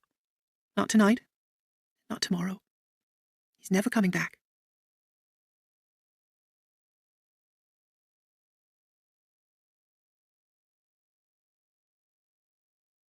She went into the house, and she called the dog.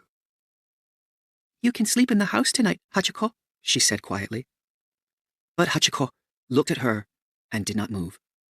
He wanted to stay in the yard, so she said, "Good night, Hachiko," and closed the door.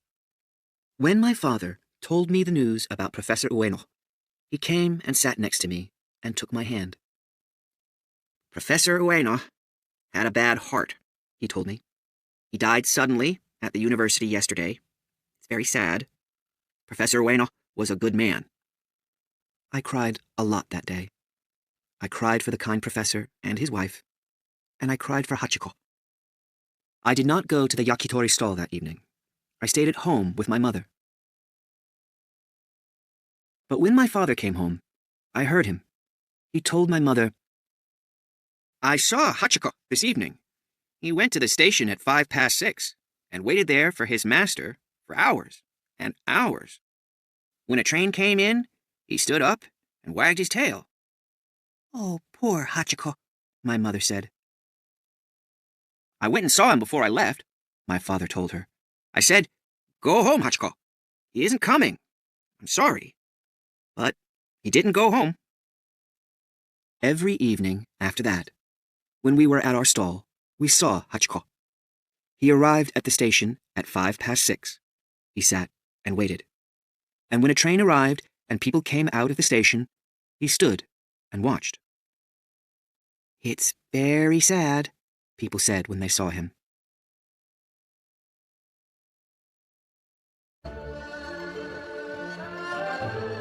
Chapter 6. A Sad Time. Every day that spring, Hachiko went to the station in the evening and waited for his master. One day, Mrs. Ueno came to our stall and talked to my mother. "I feel sad in our house now without the professor," said Mrs. Ueno. "It's a big house, too, so it's expensive. I'm going to sell it and go and live with my daughter." "Is Hachiko going to go there with you?" my mother asked. "No," Mrs. Ueno said. "An Akita dog needs a yard, and my daughter doesn't have a yard at her house. But my old uncle does, and he wants to help. He likes Akitas, and he would like to have Hachiko." 3 weeks later, Mrs. Ueno took Hachiko to her uncle's house. My father went and helped her. The uncle's house was 2 kilometers away on a quiet Tokyo street. Mrs. Ueno and my father walked there with Hachiko, and Hachiko's new master put the dog in the yard. The yard had a high wall, and Mrs. Ueno said to my father, "Hachiko can't run to Shibuya Station from here. The wall is very high, and he doesn't know these streets." But the next evening, Hachiko jumped over the wall, ran to Shibuya Station, and waited there. Mrs. Ueno's uncle looked for Hachiko in the streets near his house. But he could not find the dog. Then the old man went to the station and saw Hachiko. He was sitting near the ticket office. "Come on, Hachiko," Mrs. Ueno's uncle said. "The professor isn't coming. We need to go home." He took Hachiko back to his house, but every evening for 2 or 3 weeks, Hachiko jumped over the high wall and went to the station. He wanted to go and wait there for his master, Professor Ueno. People brought him back to the uncle's yard, or the uncle went and got him. But it was no good. Hachiko did not want a new master. So Hachiko began to live in the streets near Shibuya Station.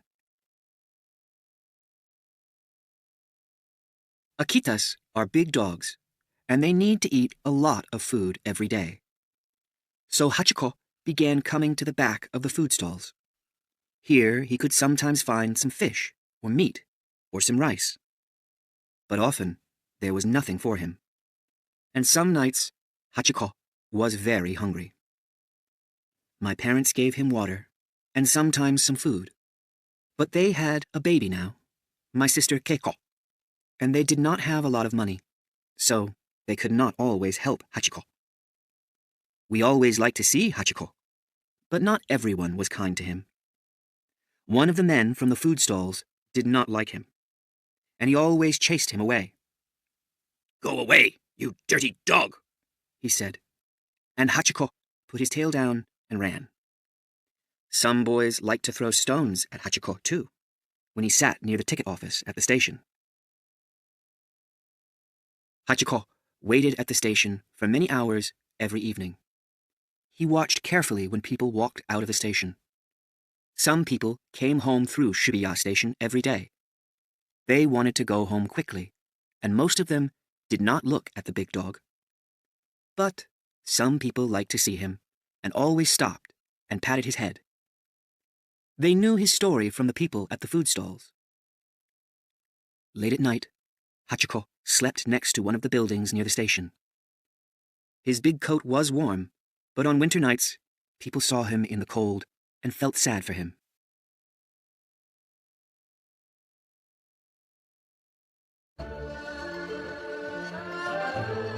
Chapter 7. Famous. Years went past. When I got older, I did not see Hachiko every day. Keiko and I were at school, and in the evening, we often had schoolwork. But when I helped my father at the yakitori stall, I always looked for Hachiko and took him some food when I could.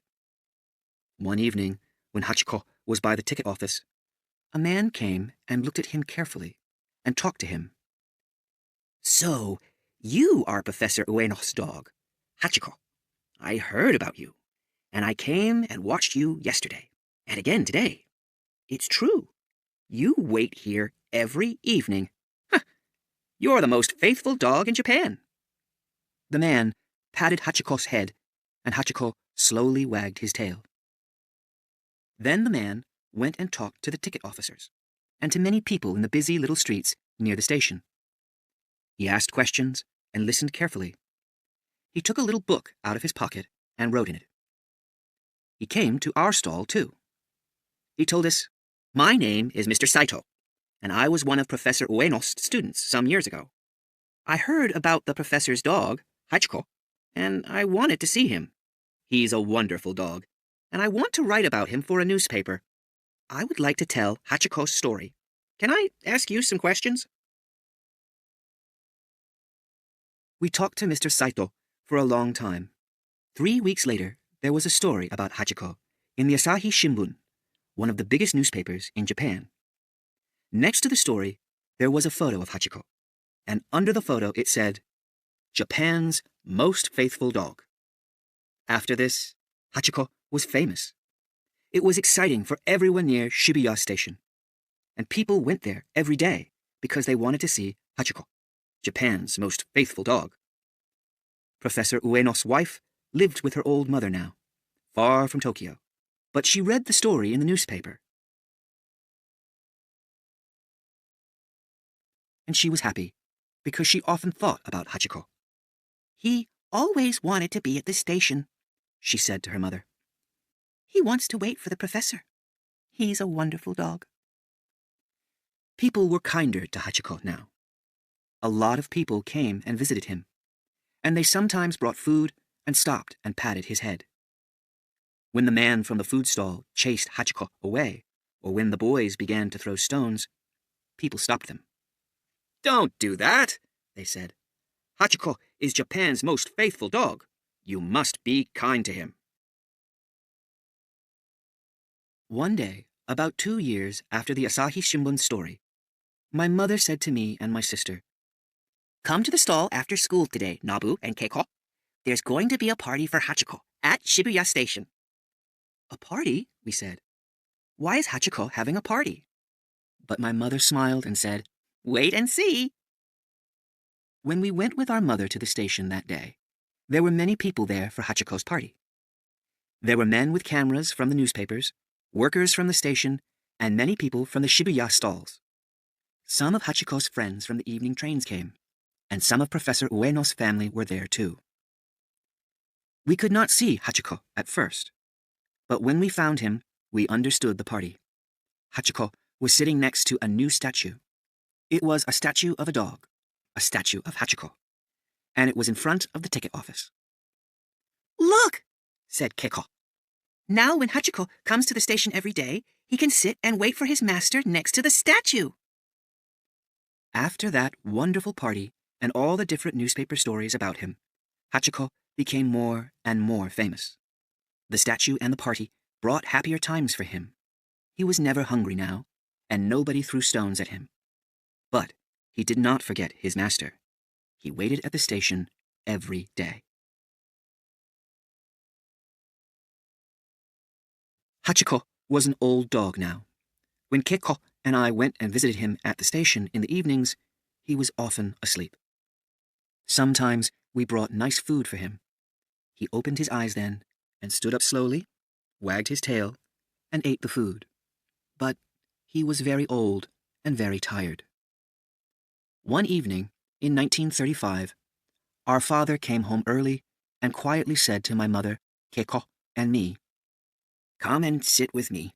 I must tell you something. I'm sorry, but Hachiko died today. I found him in a little street near the station. It's very sad." My little sister, Keiko, cried then, and my mother took her hand.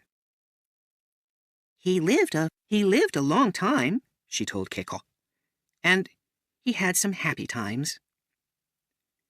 "And he was free, Keiko," I said. My father looked at me, and he said, "You're right, Nabu. He was free. He wanted to wait for his master, and he did that every day. He was a very special dog, and everyone can remember him when they see his statue." And it's true. Nobody forgets Hachiko, because he was Japan's most faithful dog. He never stopped loving his master. Now, years later, when I am near Shibuya Station, I visit Hachiko's statue, and there are always many people there. Faithful friends meet at the statue and remember a very faithful dog.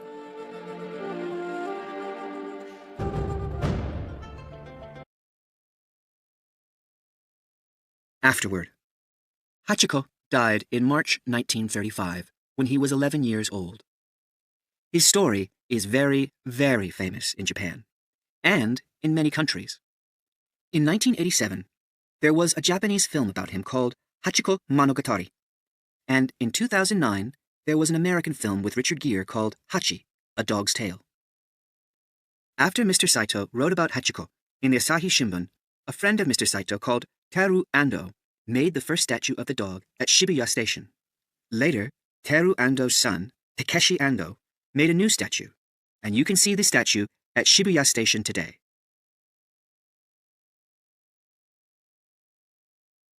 There are more statues of Hachiko too.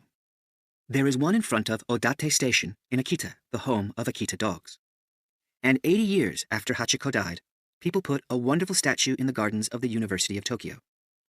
This statue is of Hachiko with Professor Ueno, the dog with his master again, after all those years.